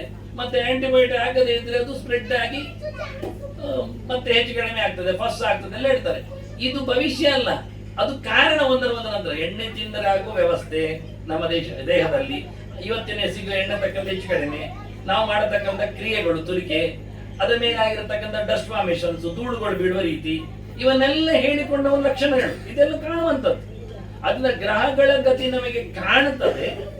ಅದರಲ್ಲಿ ಏನು ಲಕ್ಷಣ ಇದೆ ಅಂತ ಅವರು ಹೇಳಿದ್ದಾರೆ, ಏನಾಗ್ತದೆ ಅಂತ, ಯಾರು ಎಲ್ಲಿ ಹೋದ್ರೆ ಏನಾಗ್ತದೆ. ಅದರಿಂದ ಕುಂಭಮೇಳಗಳೆಲ್ಲ ನಡೆಯುವುದು ಹಾಗೆ. ಇಂತಹ ಕಡೆಯಲ್ಲಿ ಕುಂಭಮೇಳ, ಗುರು ಮತ್ತೆ ರವಿ ಒಟ್ಟು ಬಂದಾಗ ಈ ನದಿಯಲ್ಲಿ ಕುಂಭಮೇಳ ಆಗ್ತದೆ ಅಂತ ಲಕ್ಷಗಟ್ಟಲೆ ಜನ ಬಂದು ಮುಳುಗಿ ಹೋಗ್ತಾರೆ. ಅದು ಅದರಲ್ಲಿ ಮತ್ತೆ ಪ್ರಿಯಾರಿಟಿ ಉಂಟು, ಮೊದಲು ನಾವು ಸ್ನಾನ, ಶಾಹಿ ಸ್ನಾನ ಎಲ್ಲ. ಇದೆಲ್ಲ ಎಷ್ಟು ವರ್ಷಕ್ಕಾಗ್ತದೆ ಅಂತ ಅಲ್ಲಿ ನೋಡಿ ಹೇಳುದು. ಗುರು ಒಂದೇ ವರ್ಷಕ್ಕೆ ಬದಲಾಗ್ತಾನೆ, ಶನಿ 2.5 ವರ್ಷಕ್ಕೆ ಬದಲಾಗ್ತಾನೆ. ಇದೆಲ್ಲ ಲೆಕ್ಕಾಚಾರ ಜ್ಯೋತಿಷ್ಯ. ಇದು ಪ್ರಿಡಿಕ್ಟ್ ಅಲ್ಲ, ಇದು ಕಣ್ಮುಚ್ಚಿ ಹೇಳಿದ್ದಲ್ಲ, ನೋಡದೆ ಹೇಳಿದ್ದಲ್ಲ. ಇದು ವಾಸ್ತವಾಂಶ, ಟೇಬಲ್ ಇದು. ಇವತ್ತಿನ ನಾವು ರ್ಯಾಪಿಡ್ ಸ್ಪೀಡ್ ಅಲ್ಲಿ ಆಗತಕ್ಕಂತ ಪಾಪ್ಯುಲೇಷನ್ ಎಕ್ಸ್ಪ್ಲೋಷನ್ ನೋಡಿಕೊಂಡ್ರೆ, ಜನಸಂಖ್ಯೆ ನೋಡಿಕೊಂಡ್ರೆ, ನಾಳೆ ನಮ್ಮವರು ಎಷ್ಟು ಕಮ್ಮಿ ಆಗ್ತಾರೆ, ಉಳಿದವರು ಎಷ್ಟು ಮದುವೆಯಾಗಿ ಮಕ್ಕಳು ಮಾಡ್ತಾರೆ, ಇದನ್ನ ಲೆಕ್ಕಾಚಾರ ಮಾಡುತ್ತಾ ಹೋದ್ರೆ ಎಷ್ಟು ಆಗ್ತದೆ ಅಂತ ಅಂಕಿಅಂಶ ಕೊಡ್ತಾರೆ. ಅದು ನೋಡಿ ಹೇಳಿ. ಅದು 5 ವರ್ಷಕ್ಕೆ ಇಷ್ಟು ಹೋದ್ರೆ ಸ್ಪೀಡ್ ಅಲ್ಲಿ ಇಷ್ಟವರು ಇರ್ತಾರೆ ಅಂತ. ಇದು ಮಿರಾಕಲ್ ಅಲ್ಲ, ಇದು ಪ್ರೆಡಿಕ್ಟ್ ಅಲ್ಲ, ಇದು ಭವಿಷ್ಯ ಅಲ್ಲ. ಒಂದೊಮ್ಮೆ ಇವತ್ತು ಮೊನ್ನೆ ಬಿದ್ದಾಗಿ ಗುಡ್ಡ ಕುಸಿತ ಬಂದಾಗ ಇಂಥದ್ದೆಲ್ಲ ದೊಡ್ಡದೇನಾದ್ರೂ ಅವರದ್ದೇ ರಾಶಿ ಒಂದಿಷ್ಟು ಮುಳುಗಿ ಹೋದ್ರೆ ಮೈನಸ್ ಮಾಡುದು ಯಾರು? ಅದು ಬೀಳುವುದು ಹೇಳಲಿಕ್ಕೆ ಬರುವುದಿಲ್ಲ, ನಾವು ಬದಲಾಯಿಸುವುದು. ಹೀಗೆ ಭವಿಷ್ಯ ಬೇರೆ, ಲೆಕ್ಕಾಚಾರ ಬೇರೆ. ಗಣಿತದ್ದು, ಜ್ಯೋತಿಷಿಗಳ ಗಣಿತದ ಆಧಾರದ ಮೇಲೆ ಹೇಳಿದ್ದನ್ನು ನಾವು ಭವಿಷ್ಯ ಹೇಳುವುದಿಲ್ಲ. ನಾನು ಹೇಳ್ತೇನೆ, ನಾ ಇಲ್ಲಿ ಕೂತಿದ್ದೇನೆ, ಒಬ್ಬ ಭವಿಷ್ಯಕಾರ ಇದ್ರೆ ನನ್ನ ಬಗ್ಗೆ ಮುಂದೆ ಏನೆನ್ನುವುದನ್ನು ನನ್ನದೇನು ಟೇಬಲ್ ನೋಡದೆ, ಜಾತಕ ನೋಡದೆ, ಹೊರಸ್ಕೋಪ್ ನೋಡದೆ, ಗ್ರಹಗತಿ ನೋಡದೆ ಹೇಳ್ಬೇಕು. ಅದು ಹೇಳಲಿಕ್ಕೆ ಬರುವುದಿಲ್ಲ. ಕಾಲ ಅಂದ್ರೆ ಟೈಮರ್, ಕಾಲ ಅಂದ್ರೆ ಜ್ಯೋತಿಷ್ಯ. ವೀರಭೋಗ ವಸಂತರಾಯರಾಗಿ ಬಂದು ನಾನು ಧರ್ಮಸ್ಥಾಪನೆ ಮಾಡ್ತೇನೆ. 108 ವರ್ಷಗಳ ಕಾಲ ಈ ಆಡಳಿತ ಏಕಚಕ್ರಾಧಿಪತ್ಯವನ್ನು ಬರ್ಲಿ ಬಂದ ನಂತರ ಮಾತಾಡೋದು. ನಾವು ಮತ್ತೆ ನೀವು 4-6 ವರ್ಷದ ಕಾಯುವ. ಬಟ್ ಇದರಲ್ಲಿ ಇದು ಭವಿಷ್ಯಮಾಲಿಕದಲ್ಲಿ ಕಲ್ಕಿಯ ಉಲ್ಲೇಖ ಇದೆ. ಈ ವೀರಬ್ರಹ್ಮೇಂದ್ರ ಕಾಲಜ್ಞಾನದಲ್ಲಿ ವೀರಭೋಗ ವಸಂತರಾಯ ಅಂತ ಹೆಸರು ಕೊಟ್ಟಿದ್ದಾರೆ. ಅಂತದ್ದು ಎಷ್ಟೋ ಜನ ಬಂದು ಮಾತಾಡಿದ್ರು. ಮೊನ್ನೆ ಕಲ್ಕಿ ಭಗವಾನೇ ಬಂದಿದ್ನಲ್ಲ, ದಂಪತಿಗಳೇ ಇದ್ರಲ್ಲ, ತರಂಗದಲ್ಲಿ ಒಂದೆಷ್ಟು ಬಿಲ್ಡಪ್ ಕೊಟ್ಟಿದ್ರು ಒಂದು 4-6 ವರ್ಷದ ಕೆಳಗೆ. ಏನಾದ್ರೂ ನಡೆಯುತ್ತಾ? ಏನಾಗಲಿ. ಶರಣರ ಕಾಲಜ್ಞಾನದಲ್ಲೂ ಸಹ ಅದೆಲ್ಲ ಸಿಮಿಲರ್ ಆಗಿ ಬರ್ತಾ ಇದೆ. ಇವತ್ತು ಜನರನ್ನು ಆಡಿಸ್ಲಿಕ್ಕೆ ಏನು ಬಂದೇ ಬರ್ತದೆ, ಏನು ಪ್ರಯೋಜನ? ನೀವು ಅದು ಕಾದ ನನಗೆ ಅವನು ಮೊನ್ನೆ ಅದರ್ಸ್ಗಳೇ ಬರ್ತಾರೆ, ಮೋದಿ ಬರುವುದೇ ಇಲ್ಲ, ಅದರಿಂದ ಇಷ್ಟು ಲಾಭ ಆಗ್ತದೆ ಹೇಳಿ ಉಚಿತ ಕೊಟ್ಟಿಷ್ಟು ಓಟ್ ಅಂತ ಹೊಳ್ಳಿಕ್ಕೆ ನೋಡಿದ್ರು. 1 ಲಕ್ಷದ ಚೆಕ್ ಕೊಡ್ತೇನೆ ಹೇಳಿಕೊಂಡು ಬರ್ದಾಕಿದ್ರು, ಮುತ್ತಿಗೆ ಹಾಕಿದ್ರು. ಏನಾದ್ರು ಲಾಭ ಆಯ್ತಾ? ಏನಾದ್ರು ಮಾಡಿಕೊಂಡ್ರ? ಇಲ್ಲ. ನಾಳೆ ನಾನು ನೀವೆಲ್ಲ ಹೋಗಿಕೊಂಡು ಅವ್ರ ಕಾಲಜ್ಞಾನದ ಆಫೀಸಿಗೆ ಹೋಗಿ ಮುತ್ತಿಗೆ ಹಾಕಿ ನೀವು ಹೇಳಿದೆ ಅಂತ ನಡೀತು ಕೇಳಿದ್ರೆ ಅವ್ರು ಯಾವುದಕ್ಕೆ ಉತ್ತರ ಕೊಡುವುದೇ ಇಲ್ಲ. ಮನುಷ್ಯನಿಗೆ ಮಾತಾಡುವ ಹಕ್ಕಿದೆ, ಅದು ಸ್ವಾತಂತ್ರ್ಯ. ಅದನ್ನ ನಾನು ಹೇಳಿದ್ದೇನೆ ಹೋಗಿ. ಯಾವುದನ್ನು ಸಹ ಅವರು ಮತ್ತೆ ಕೇಳಿದ್ರು. ಕೆಲವೇ ನಾ ಹೇಳಿದೆ 2000 ವರ್ಷದಲ್ಲಿ ಪ್ರಳಯ ಆಗುತ್ತೆ ಅಂತ ಭಾರಿ ದೊಡ್ಡ ಮಟ್ಟಿನಲ್ಲಿ ಎಲ್ಲ ಪೇಪರ್ ಅಲ್ಲಿ ಹಾಕಿದ್ದಾರೆ.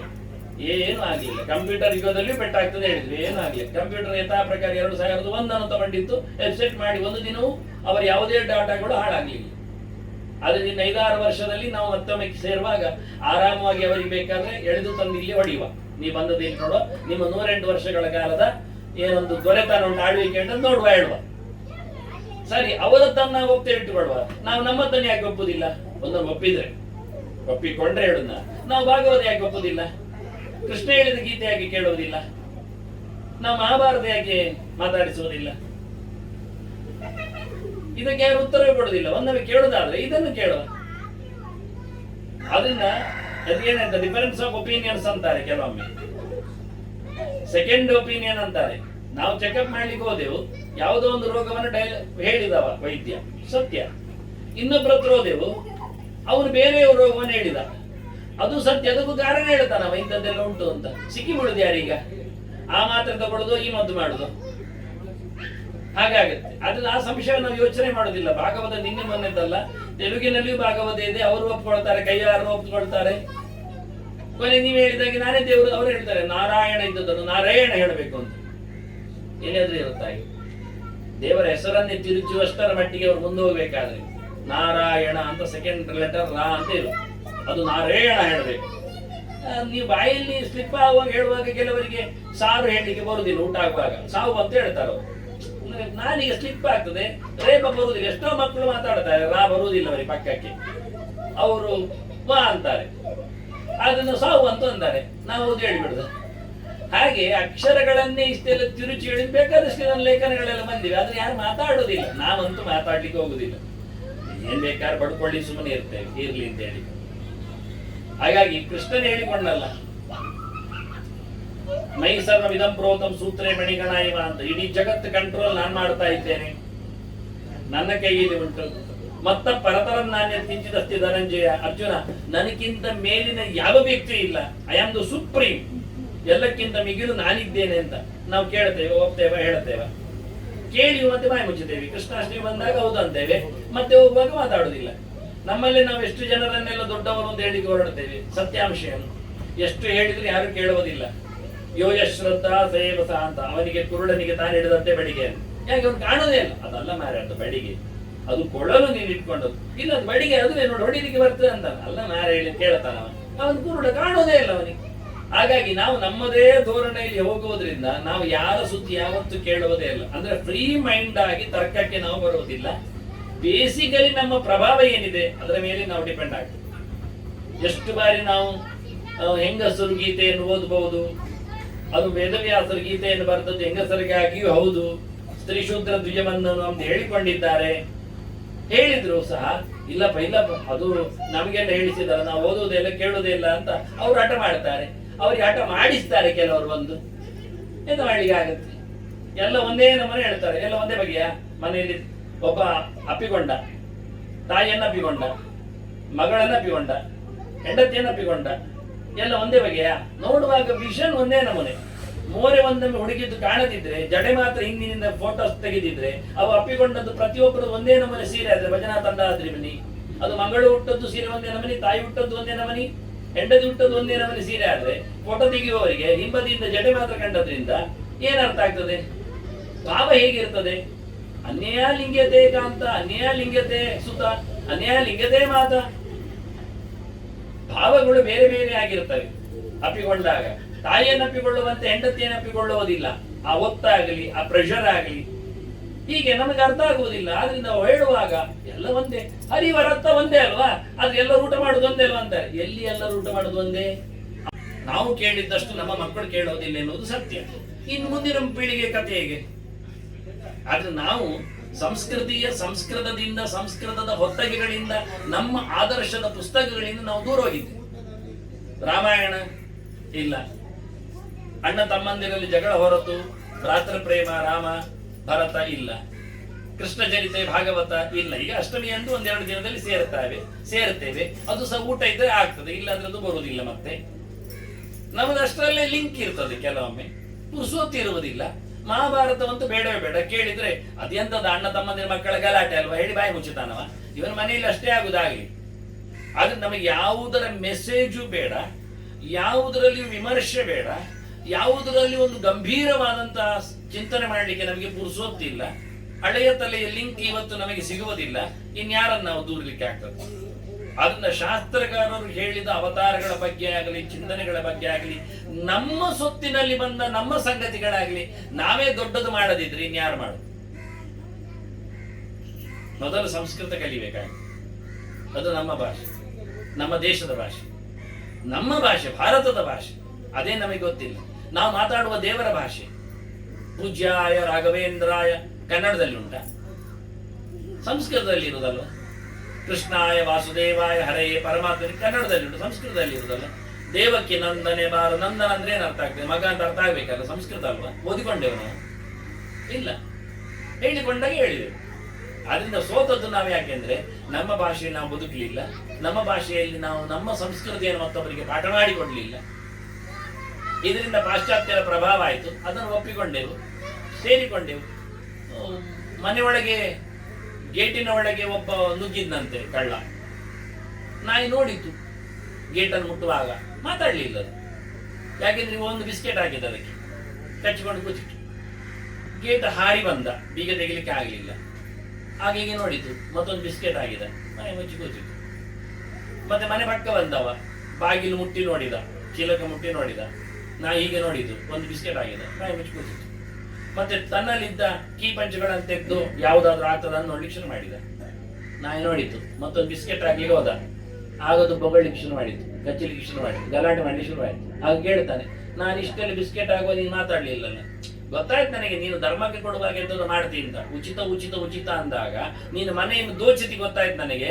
ನಾನು ಅಷ್ಟೆಲ್ಲ ಸುಲಭದಲ್ಲಿ ಮನುಷ್ಯರಾಗಿ ಮೋಸ ಹೋಗುವುದಿಲ್ಲ ಅಂತ ಬೊಬ್ಬ ಹೇಳಿದ. ಅಲ್ಲಿಂದ ಓಡಿದ. ಮತ್ತೆ ಇದು ಕತೆ, ನೈಜವಾದ ಕಥೆಗಳು. ನಾವು ಏನು ಕೊಡ್ತೇವೆ ಹೇಳಿ ನಮ್ಮ ಹಣೆಯನ್ನು ಅಳಿಸಿಕೊಂಡೆವು, ನಮ್ಮ ಕೂದಲನ್ನು ಕತ್ತರಿಸಿಕೊಂಡೆವು, ನಮ್ಮ ಕೈಕಾಲುಗಳನ್ನು ಖಾಲಿ ಮಾಡಿಕೊಂಡೆವು, ನಮ್ಮ ಬಟ್ಟೆಯನ್ನು ಲಂಗದಾವಣಿ ಇದ್ದದ್ದನ್ನು ಸ್ಕರ್ಟಿ ಮೇಡಿ ಮಾಡಿದೆವು. ಈಗ 2 ಪೀಸಿಗೂ ಬರ್ತೇವೆ, ಮತ್ತೆ ಶಾರ್ಟ್ಸ್ಗೆ. ಎಲ್ಲಿಗೆ ಹೋಯ್ತು ಕೇಳಿದ್ರೆ ಅವ್ರು ದುಡ್ಡು ಕೊಡ್ತಾರೆ, ಇಲ್ಲ ಬರ್ಲಿಕ್ಕೆ ಬಿಡುದಿಲ್ಲ. ಅದು ಅವರದ್ದು ಫ್ಯಾಷನ್ ಅಂತೆ, ಒಂದು ಯೂನಿಫಾರ್ಮ್ ಅಂತೆ, ಒಂದು ಯಾರಿಗೆ ಸೋತದ್ದು ನಾವು? ಭಾಷೆಯ ಸಂಸ್ಕೃತಿಯಲ್ಲಿ ಇಲ್ಲದೆ ನಾವು ನಮ್ಮತನವನ್ನು ಬಿಟ್ಟು ದೇವರಿಂದ ದೂರ ಆದೆವು, ಮನುಷ್ಯರಿಗೆ ಹತ್ತಿರ ಆದೆವು. ಬದುಕಬೇಕಲ್ಲ, ಅವ್ರು ದುಡ್ಡು ಕೊಡ್ತಾರೆ, ಹೋಗುದು ಹೊರಟು. ಯಾರಾದ್ರೆ ನಮಗೆ ಅದೊಂದು ಗಾದೆ ಇತ್ತು, ಟೊಪ್ಪಿ ಗಂಡಲ್ಲಿ ಮಗು ಹಾರ್ತದೆ ಅಂತ. ಅಭ್ಯಾಸ ಆಗಿಬಿಟ್ಟಿದೆ ಅದಕ್ಕೆ. ಯಾರಾಗಿದ್ರು ಟೊಪ್ಪಿ ಹಾಕಿದ್ರೆ ಆಯ್ತು, ಅದು ಹೋಗ್ತದೆ ಅಂತ. ಹಾಗೆ ಸೆರಗಿದ್ರೆ ಆಯ್ತು, ಅದು ಹೆಂಗಸು ತನ್ನ ತಾಯಿ ಅಂತ ತಿಳ್ಕೊಳ್ಳೋದು, ಓಡಿ ಹೋಗ್ತದೆ. ಹಾಗೆ ಆಗದಿರಲಿ, ಮೊದಲು ತಿಳ್ಕೊಳ್ಳುವ ಕೆಲಸ ಮಾಡುವ. ಒಂದು ದಿನ ತಿಳಿದ್ರೆ ಸಾಲದು, ವರ್ಷಕ್ಕೊಮ್ಮೆ ಒಟ್ಟಾದ್ರೂ ಸಾಲದು. ಪ್ರತಿ ಭಾನುವಾರವೋ ಶನಿವಾರವೋ ಸಂಘ ಸಂಸ್ಥೆಗಳು ಒಟ್ಟು ಮಾಡಿ ಪ್ರಶ್ನೋತ್ತರ ವಿಭಾಗ ಮಾಡಿ ಒಳ್ಳೆಯವರನ್ನು ಕರೆಸಿ, ಗೊತ್ತಿಲ್ಲದವರನ್ನು ಕರೆಸಿ ಪ್ರಯೋಜನ. ನಾನು ಹೇಳಿದ್ದಲ್ಲ, ವೈದ್ಯ ಯಾರು ಸರಿಯಾಗಿದ್ದಾನೋ ಅವನನ್ನು ಕರೆದ್ರೆ ಮಾತ್ರ ನಮ್ಮನ್ನು ರೋಗ ಯಾವುದು ಹೇಳ್ತಾನೆ. ನಾವು ಆಗಿ ಹೋಗುವವರನ್ನೆಲ್ಲ ವೈದ್ಯರೊಂದು ನಡೆಸಿದ್ರೆ, ನಂಗೆ ಬೆನ್ನು ಉಂಟು ಮಾರ ಹೇಳಿದ್ರೆ ಒಂದು 100 ಬಗೆ ಹೇಳ್ತಾರೆ ಉತ್ತರ. ಹೌದಾ, ಜೀರಿಗೆ ಕಷಾಯ ಮಾಡಿ ಬಿಡಿ, ಅದು ಕುಡ್ತಾ ಉಂಟು ಮಾರ್ಯಾರೆ. ಹಾಗಾದ್ರೆ ಮಣ್ಣು ಉಂಟಲ್ಲ ಸಮುದ್ರದ, ಹೌದು, 1-2 ಚೀಲ ತಂದು ಅದನ್ನು ಬೆನ್ನಿನ ಪಕ್ಕದಲ್ಲಿಟ್ಟು ಮಲಗಿ, ಅದು ಮಾಡಿ ಆಯ್ತು ಮಾರ ಹೇಳಿದ್ರೆ. ಹಾಗಾದ್ರೆ ಒಂದು ಮಗು ಇದ್ರೆ ಮನೆಯಲ್ಲಿ ಅದರ ಮೇಲೆ ಕೂತ್ಕೊಂಡು ತುಳಿಲಿಕ್ಕೆ ಹೇಳಿ ಬೆನ್ನಿಗೆ, ನೀವು ಹಂಗ ಎಷ್ಟೊಂದು 100 ಗಟ್ಟಲೆ ಹೇಳ್ತಾರೆ ಜನ. ಮಾಡಿವ ಸತ್ತೋಗ್ಬೇಕಾಗ್ತದೆ ಕೊನೆಗೆ. ಆದ್ರಿಂದ ವೈದ್ಯರು ಅಂತ ಹೇಳಿಕೊಳ್ಳುವವರು ಬೇಡ, ನಿಜವಾದ ವೈದ್ಯನಲ್ಲಿ ನಾವು ತಪಾಸಣೆ ಮಾಡಿದ್ರೆ ರೋಗ ಕರೆಕ್ಟ್ ಗೊತ್ತಾಗ್ತದೆ, ಇಲ್ಲ ಆದ್ರೆ ಇಲ್ಲ. ಹಾಗೆ ನಿಜವಾದ ವಿಷಯ ಗೊತ್ತಿದ್ದವನಲ್ಲಿ, ನೀನು ಪುಸ್ತಕ ಭಾಗವತ ಸಂಸ್ಕೃತದ್ದು ಓದಿದ್ದೀಯಾ ಕೇಳಿ. ಈಗ ಭಾರತ ಎಪಿಸೋಡ್ ಮಾಡಿದ್ರಲ್ಲ, ಯಾರು ರಮಾನಂದ ಸಾಗರ ಅಲ್ಲ, ಅದು ರಾಮಾಯಣ. ಚೋಪ್ರಾ, ನೆನಪಾಯ್ತು, ಚೋಪ್ರಾ ಮಾಡಿದ್ನಲ್ಲ. ಡೈರೆಕ್ಟ್ ಕ್ವಶನ್ ಅವನಿಗೆ, ನೀನು ಸಂಸ್ಕೃತ ಮಹಾಭಾರತ ಓದಿದ್ದೀಯಾ ಅಂತ. ಯಾಕೆಂದ್ರೆ ಭಾರತ ಇರುವುದು ವೇದವ್ಯಾಸರದ್ದು, ವೇದವ್ಯಾಸ ಸಂಸ್ಕೃತದಲ್ಲಿ ಕೊಟ್ಟದ್ದು ಒರಿಜಿನಲ್ ಟೆಸ್ಟ್. ಈಗ ನಿಮಗೆ ಶೇಕ್ಸ್ಪಿಯರ್ ಗೊತ್ತಾ ಕೇಳಿದ್ರೆ ಹೌದು ಹೇಳ್ತೀನಿ. ನಾಟಕ ಓದಿದ್ದೀರಿ ಕೇಳಿದ್ರೆ ಏನ್ ಹೇಳುವ? ಅವ ಇಂಗ್ಲಿಷ್ ಅಲ್ಲಿ ಬರ್ತದ್ದು, ಅದು ಯಾವುದು? ಆ ಇಂಗ್ಲಿಷ್, ಅವನ ಇಂಗ್ಲಿಷ್, ನಮ್ಮ ಇಂಗ್ಲಿಷ್ ಅಲ್ಲ. ಅದು ಅರ್ಥವಾಗುವುದಿಲ್ಲ. ನಾವು ಓದಬೇಕಾದ್ರೆ ಅವರ ಭಾಷೆ. ನಾನು ಯಾರನ್ನು ದೊಡ್ಡವರನ್ನು ನೋಡ್ಲಿಕ್ಕಿಲ್ಲ ಅಂತ. ಐಟಮ್ ಹೇಗಿದೆ ನೋಡಿ, ಇವ್ ಹೇಳ್ಕೊಂಡು ಬಂದ, ತಲೆ ಕೂದಲ ಇಟ್ಕೊಂಡು ಬರುವುದಿಲ್ಲ ಅಂದಾಗ. ಇಲ್ಲಿ ಬಂದ ನಂತರ ದಾಸಿಯರಿಗೆ ಬಟ್ಟೆ ಬೇಕಾಗಿಲ್ಲ, ಅವಳು ದಾಸಿ ಇದ್ದಾಳೆ, ದಾಸಿ ಜಿತಾಚಾಸಿ, ನೀನು ಸೋತಿದ್ದೀಯ, ಅವನ್ ಬಟ್ಟೆ ಹೇಳಿ ಅಂದ. ಮೊದಲು ಹೇಳಿದ ನಂದು ಒಂದೇ ಬಟ್ಟೆ ಅಂತ, ಇವ ಹೇಳ್ದ. ಏನಾಯ್ತು ಈಗ? ಅವನ ಕಥೆಯನ್ನು ಕೇಳಿದ್ರೆ ಬೆತ್ತಲಾದ್ಲು ಅಂತ. ನೋಡ್ತಾನೆ ಮೈಯಲ್ಲಿ ಬಟ್ಟೆ ಉಂಟು, ಎಲ್ಲ ಇವಳು ಒಂದೇ ಬಟ್ಟೆ ಹೇಳಿದ್ದಾಳಲ್ಲ, ಒಳಗಿನೊಂದು ಹಾಕಿರ್ಬೇಕು ಅಂತ ಅದನ್ನು ಹೇಳ್ದ. ಮತ್ತೆ ಬಟ್ಟೆ ಉಂಟು, ಸೇಮ್ ಪ್ರೊಸೀಜರ್ ಅಲ್ಲಿ ಉಂಟು, ಸೊಂಟಕ್ಕೆ ಕಟ್ಟಿಕೊಂಡಾಗೆ ಉಂಟು ಮತ್ತೆ ಬಟ್ಟೆ. ಹೀಗೆ ನಾನಾ ರಾಗ ವಿರಾಗಾಣಿ, ಬಣ್ಣ ಬಣ್ಣದ ಬಟ್ಟೆ ಎಳೆದಿದ್ದಾನೆ ಅವನು. ಮಿಸ್ಟೇಕ್ ಆಗ್ಲಿಲ್ಲ. ಹಳದಿ ಎಳೆದಿದ್ದಾನೆ, ಮೈಯಲ್ಲಿ ಕೆಂಪು ಕಂಡಿದೆ, ಎಳೆದಿದ್ದಾನೆ ಪಚ್ಚೆ ಕಂಡಿದೆ, ನೀಲಿ ಕಂಡಿದೆ, ಬಿಳಿ ಕಂಡಿದೆ. ಕಂಡ ಬಟ್ಟೆ ಎಳೆದಾಕಿದ್ದಾನೆ. ಬಟ್ಟೆ ಎಳೆದು ನಾಚಿಕೆ ಆಗ್ತಾನೆ ಅವನಿಗೆ. ಬಟ್ಟೆ ಎಳೆಯುವುದು ಬತ್ತಲಾಗ್ಲಿಲ್ಲ, ಬಟ್ಟೆ ಎಳೆದು ಪೀಸ್ ಕೈಯಲ್ಲಿ ಬಂದಿದೆ ಒಂದು ಬಟ್ಟೆ, ಸೆಕೆಂಡ್ ಬಟ್ಟೆ. ಶತಶೋತ ಅಂತಾರೆ, 100 ಗಟ್ಟಲೆ ಬಟ್ಟೆ ಎಳೆದಿದ್ದಾನವ. ನಮ್ಮ ಪಿಕ್ಚರ್ ಅಲ್ಲಿ ಏನಿತ್ತು, ಚೋಪ್ರಾ ತೋರಿಸಿದ್ದೆ ಹೇಗೆ ಓದಿದ್ದಾನೆ ಮಹಾಭಾರತವ. ಈಗ ಹೆಣ್ಮಗಳು ಸುತ್ತು ಹೊಡಬೇಕು, ಈಗ ಟೆಂಗ ಅಂತ ಎಷ್ಟೋ ಸುತ್ತು ಹೊಡೆದಿದ್ದಾರೆ. ಇವಳು ರಿವರ್ಸ್ ಹೊಡಿತಾಳೆ ಸುತ್ತು, ಅವ ಎಳಿತಾ ಇದ್ದಾನೆ ಹೀಗೆ, ಬಟ್ಟೆ ಸುಂದಿದ ಹಾಗೆ ಕೈಯಲ್ಲಿ ಹೀಗೆ ಬಟ್ಟೆ ಹೀಗೆ ಇಟ್ಕೊಂಡು ಹೀಗೆ ತಿರುಗ್ತಾ ಅವಳು ಕೋಪರೇಟ್ ಮಾಡ್ತಾ ಇದ್ದಾಳೆ ಇವನು ಎಳಿಲಿಕ್ಕೆ. ಇಲ್ಲಾದ್ರೆ ಎಳಿಲಿಕ್ಕೆ ಬರುವುದಿಲ್ಲ ಬಟ್ಟೆ. ಅವಳು ಅಪ್ರದಕ್ಷಿಣೆ ತಿರುಗಬೇಕು, ಇವ ಬಟ್ಟೆಯನ್ನು ಎಳಿಬೇಕು. ಈ ಕಂಬಕ್ಕೆ ನೀವು ಒಂದು ಬಟ್ಟೆ ಸುತ್ತಿದ್ರೆ ಎಳೆಯುವ ಕಥೆ ಹೇಗೆ ನೋಡಿ, ಒಂದು ನೀವು ತಿರುಗಬೇಕು, ದುಶ್ಯಾಸನ ತಿರುಗುದಿಲ್ಲ, ಕಂಬ ತಿರುಗಬೇಕು. ಹಾಗಾದ್ರೆ ದ್ರೌಪದಿ ತಿರುಗುದು, ಕೃಷ್ಣ ಕೃಷ್ಣ ಕೃಷ್ಣ ಭಜನೆ. ಅದು ಎಂದು ಮಾಡಿದ ಹಾಗೆ ಯಾರ ಹತ್ರ ಕೇಳ್ತಾರೆ ಇವರು? ವೇದವ್ಯಾಸರ ಬರೆದದ್ದು ಹೇಗೆ, ನಡೆದ ಘಟನೆ ಹೇಗೆ, ನಾವು ಕೊಡುವ ಪೀಸ್ ಹೇಗೆ, ಜನರು ನಂಬುವುದು ಹೇಗೆ? ಇಂಥದ್ದು ಎಲ್ಲ ಉಂಟು, ಕಂಡಬಟ್ಟೆ. ಇದು ಒಂದಲ್ಲ ಸಂಗತಿ. ಮಹಾಭಾರತದಲ್ಲಿ ನೋಡ್ಲಿಕ್ಕೆ ಹೋದ್ರೆ 1000 ಗಟ್ಟಲೆ ಇಂಥದ್ದು ಉಪರಾಟಿಗಳೆಲ್ಲ ಬರ್ದಾಕಿದ್ದಾನೆ. ಪುಣ್ಯಕ್ಕೆ ಜನ ಏನ್ ಹೇಳುದು, something is better than nothing ಅಂತ. ಇವರು ನಕ್ಲಿಕ್ಕೆ ಬಂದದ್ದು ಮತ್ತೆಂತ ಮಾಡಿ. ಇಂಗ್ಲಿಷ್ ಹೇಳಿದ್ರೆ ಮುಗಿದೋಯ್ತಾ? ಅದು ಕೆಲವರಿಗೆ ಅರ್ಥ ಆಯ್ತಲ್ಲ ಗೊತ್ತಿಲ್ಲ. ಎಂಥದ್ದು ಇಲ್ಲದಕ್ಕೆ ಚೂರ ಆದ್ರೂ ಕೊಟ್ಟಲ್ಲ ಅಂತ. ಹೌದು, ಎಂಥದ್ದು ತಿನ್ಲಿಕ್ಕಿಲ್ಲ ಹೇಳಿ ಹೇಳ್ಕೊಡೋದ ತಟ್ಟೆಗೆ ಹಾಕಿ. ತಲೆ ಯೋಚನೆ ಮಾಡಿ ನೀವು. ಮಗುವಿಗೆ ಕುಡ್ಲಿಕ್ಕೆ ಏನಿಲ್ಲ ಅಂತೆ, ಹಾಲು ಇಲ್ಲಂತೆ ಮನೆಯಲ್ಲಿ, ಅದಕ್ಕೆ ಹಾಲು ಕೊಟ್ಟದಂತೆ ಆಗ್ಬೋದಾ? Something is better than nothing ಎಂತದ್ದು? ಏನು ಇಲ್ಲದಕ್ಕೆ ಏನಾದ್ರೂ ಕೊಡಿ ಅಂತ ಹೇಳಿದ್ರೆ ಬಾಯಾರಿಗೆ ಆಗ್ತಾ ಉಂಟು ಮಾರಾಯರೆ. ಹಾಲು ಇಲ್ಲ ಅಲ್ಲಿ ಮಗುವಿಗೆ, ಅದಕ್ಕೆ ನಾನು ಹಾಲು ಕೊಟ್ಟೆ. ಹೆಂಡ ಕೊಟ್ಟರೆ ಒಳ್ಳೇದಾಗ್ತದ ಮಗುವಿಗೆ? ಕೊಡ್ಲಿಕ್ಕೆ ಬರ್ತದ?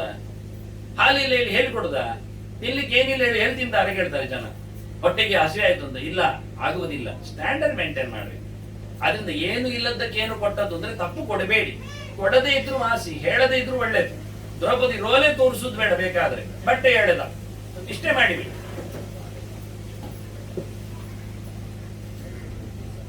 ಹೀಗೆ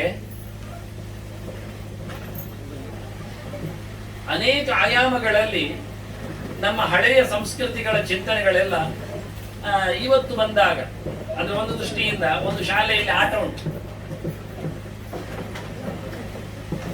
ಚಂದವಾದ ಒಂದು ವರ್ಡ್ ಅಥವಾ ಒಂದು ಸೆಂಟೆನ್ಸ್ ಆಟ ಇರ್ತದೆ. ಸಾಲಲ್ಲಿ ಮಕ್ಕಳು ಶಾಲೆಯಲ್ಲಿ ಕೂತಿರ್ತಾರೆ, ಒಬ್ಬ ಮೊದಲಿಗ ಇನ್ನೊಬ್ಬನ ಕಿವಿಗೆ ಹೇಳ್ತಾನೆ ಒಂದು ಗೆರೆ, ಆ ಗೆರೆ ಅವನು ಅದನ್ನು ಕೇಳುದಿಲ್ಲ, ಅದು ಮೆಲ್ಲ ಹೇಳುದು, ಇನ್ನೊಬ್ಬನ ಕಿವಿಗೆ ಹೇಳ್ಬೇಕವ. ಹೀಗೆ ಪ್ರತಿಯೊಬ್ಬನ ಕಿವಿಗೂ ಅದೇ ಗೆರೆಯನ್ನು ಅವ ಹೇಳ್ತಾ ಬರಬೇಕು. ಕೊನೆಯವ ಅಂದ್ರೆ ಪ್ರತಿಯೊಬ್ಬರು ಕೇಳಿದ ತಕ್ಷಣ ಅದನ್ನು ತಮ್ಮ ಕಾಗದದಲ್ಲಿ ಬರೆದಿಡಬೇಕು ಏನ್ ಹೇಳಿದ್ದಾನೆ ಅಂತ. ಹಾಗೆ ಹೋಗುವಾಗ ಆಟ ಕೊನೆಯಲ್ಲಿ ಆಗುವಾಗ ಆ ಗೆರೆಯೇ ಬದಲಾಗಿರ್ತದೆ. ಅವನು ರಾಮನು ಹಳ್ಳಿಗೆ ಹೋದನು ಅಂತ ಹೇಳಿದ್ರೆ ಅಲ್ಲಿ ಎಂತದೋ ಆಗಿರ್ತದೆ ಅದು. ನೀವು ಆಟ ಮಾಡಿ ನೋಡಿ, ಒಂದು 25 ಜನರನ್ನು ಕುಳ್ಳಿರಿಸಿ, 7 ಜನರನ್ನು ಕುಳ್ಳಿರಿಸಿ ಸಾಲಲ್ಲಿ, ಒಬ್ಬರಿಬ್ಬರು ಕಿವಿಯಲ್ಲಿ ಹೇಳಿದ್ರೆ ಕೇಳಬಾರದು, ಗೊತ್ತಾಗಬಾರದು. ಆಗ ಕೊನೆಗೆ ಏನು ಉತ್ತರ ಬರ್ತದೆ, ಪ್ರತಿಯೊಬ್ಬರು ಬರೆದಿರ್ತಾರೆ, ಒಬ್ಬರ ಗೆರೆಯೂ ಸರಿ ಇರುವುದಿಲ್ಲ, ಒಂದರ ಪ್ರಕಾರ ಒಂದು ಗೆರೆ ಇರುವುದಿಲ್ಲ. ಹಾಗೆ ನಮ್ಮದು ಸಹ ಸಾವಿರಾರು ವರ್ಷಗಳ ಹಂತದಲ್ಲಿ ಒಬ್ಬರ ಪುಸ್ತಕ ಇನ್ನೊಬ್ಬರ ಪುಸ್ತಕ ನೋಡಿ ಬರೆದು ಭಾಷೆಗಳು ಚೇಂಜ್ ಆಗುವ ಬಗೆ ಹೇಳಿಯ. ಒಂದು ಸಚಿವೆ ಅವಳು ಎಲೆಕ್ಷನ್ ಆಗಿ ಬಂದ್ಲು, ಅವಳ ಹಳ್ಳಿಯಲ್ಲಿ ಮಾತಾಡ್ಲಿಕ್ಕಿತ್ತು, ಅದಕ್ಕೆ ಬರೆದು ಕೊಟ್ಟಿದ್ದಾರೆ ಅಲ್ಲಿ ಹೋಗಿ ಓದ್ಲಿಕ್ಕೆ. ಅದರಲ್ಲಿ ಓ ನನ್ನ ಪ್ರೀತಿಯ ಮಹನೀಯರೇ, ಪುರುಷರೇ, ಮಹಿಳೆಯರೇ, ನಿಮ್ಮನ್ನೆಲ್ಲ ನಾನೊಂದು ಶುರು ಮಾಡಿದ್ಲು ಅವಳು. ಆಗ ಅವರೆಲ್ಲ ಹೇಳಿದ್ರು ಊರಿನವರು, ತುಳುವಲ್ಲಿ ಹೇಳಿ ಅಂತ. ಅದು ತುಳುವಿನ ಪ್ರದೇಶ ಆಗಿದೆ. ಸರಿ ಅಂತ ಇವಳು ಅದನ್ನು ತರ್ಜುಮೆ ಮಾಡ್ಬೇಕೀಗ, ಬರೆದು ಕೊಟ್ಟದ್ದು ಕನ್ನಡ. ಅವಳಾಗ ಹೇಳ್ತಾಳೆ, ಓ ಎನ್ನ ಮೋಕೆದ ಪುರುಷರೇ ಅಂತಾರೆ. ಅದು ತುಳುವಲ್ಲಿ ನನ್ನ ಪ್ರೀತಿಯ ಪುರುಷರೇ ಅಂದ್ರೆ ಗಂಡಸರು ಅಂತ ಅರ್ಥ ಅಲ್ಲ, ಗಂಡುಗಳು ಅಂತ ಅರ್ಥ, ಗಂಡ ಅಂತ ಅರ್ಥ. ಒಂದು ಲೆಕ್ಕದಲ್ಲಿ ನೋಡಿದ್ರೆ ನನ್ನ ಎಲ್ಲ ಗಂಡರೇ ಅಂತ ಕರೆದಾಗ ಆಯ್ತು ಅವಳು ಬೇಸಿಗೆ ಆಗ್ತದೆ. ಅದರ ತರ್ಜುಮೆಗಳೆಲ್ಲ ಹೆಚ್ಚು ಕಡಿಮೆ ಆಗ್ತದೆ. ಭಾಷೆಗಳು ದೂರ ಆದಾಗ ತೊಂದರೆಗಳು ಬರ್ತವೆ. ಹಾಗಾಗಿ ನಾವು ಏನ್ಷಿಯಂಟ್ ಒತ್ತಗೆಗಳನ್ನು ಹಾಗೆಯೇ ತಂದು ಅದೇ ಭಾಷೆಯಲ್ಲಿ ಅರ್ಥ ಮಾಡಿಕೊಂಡ್ರೆ ಸತ್ಯ ಯಾವುದು ಸುಳ್ಳು ಯಾವುದು ಅಂತ ಅರ್ಥ. ಆದ್ರಿಂದ ಕಾಲಜ್ಞಾನಕ್ಕೆ ಹಿಂಬದಿಯ ಯಾವುದೇ ಆಗಿರತಕ್ಕಂತಹ ಬೇಸಿಕ್ ಗ್ರೌಂಡ್ಗಳಿಲ್ಲ, ಕೇವಲ ಜ್ಯೋತಿಷ್ಯದ ಚಕ್ರಗಳು ಮಾತ್ರ. ಅದು ಸರಿ, ಅದರ ಪ್ರಕಾರ ಅವರು ಹೇಳಿಕೊಡುವಂಥದ್ದು ಏನೋ ಒಂದು ದೊಡ್ಡದಾಗುತ್ತೆ ಅಂತ ಏನೊಂದು ಹೇಳ್ತಾರೆ ಅಷ್ಟೇ. ಮತ್ತೇನು ಹೇಳಿ, ಕೇಳ್ತದ ಮಳೆಯಿಂದಾಗಿ ಕಷ್ಟ ಆಗ್ತದೆ.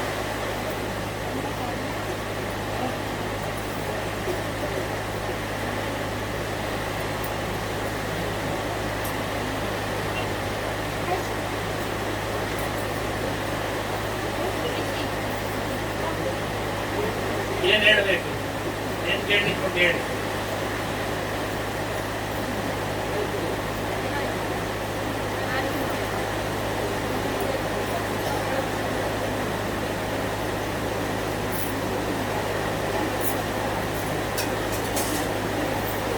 ಮಳೆ ತೊಂದರೆ ಆಯ್ತಾ?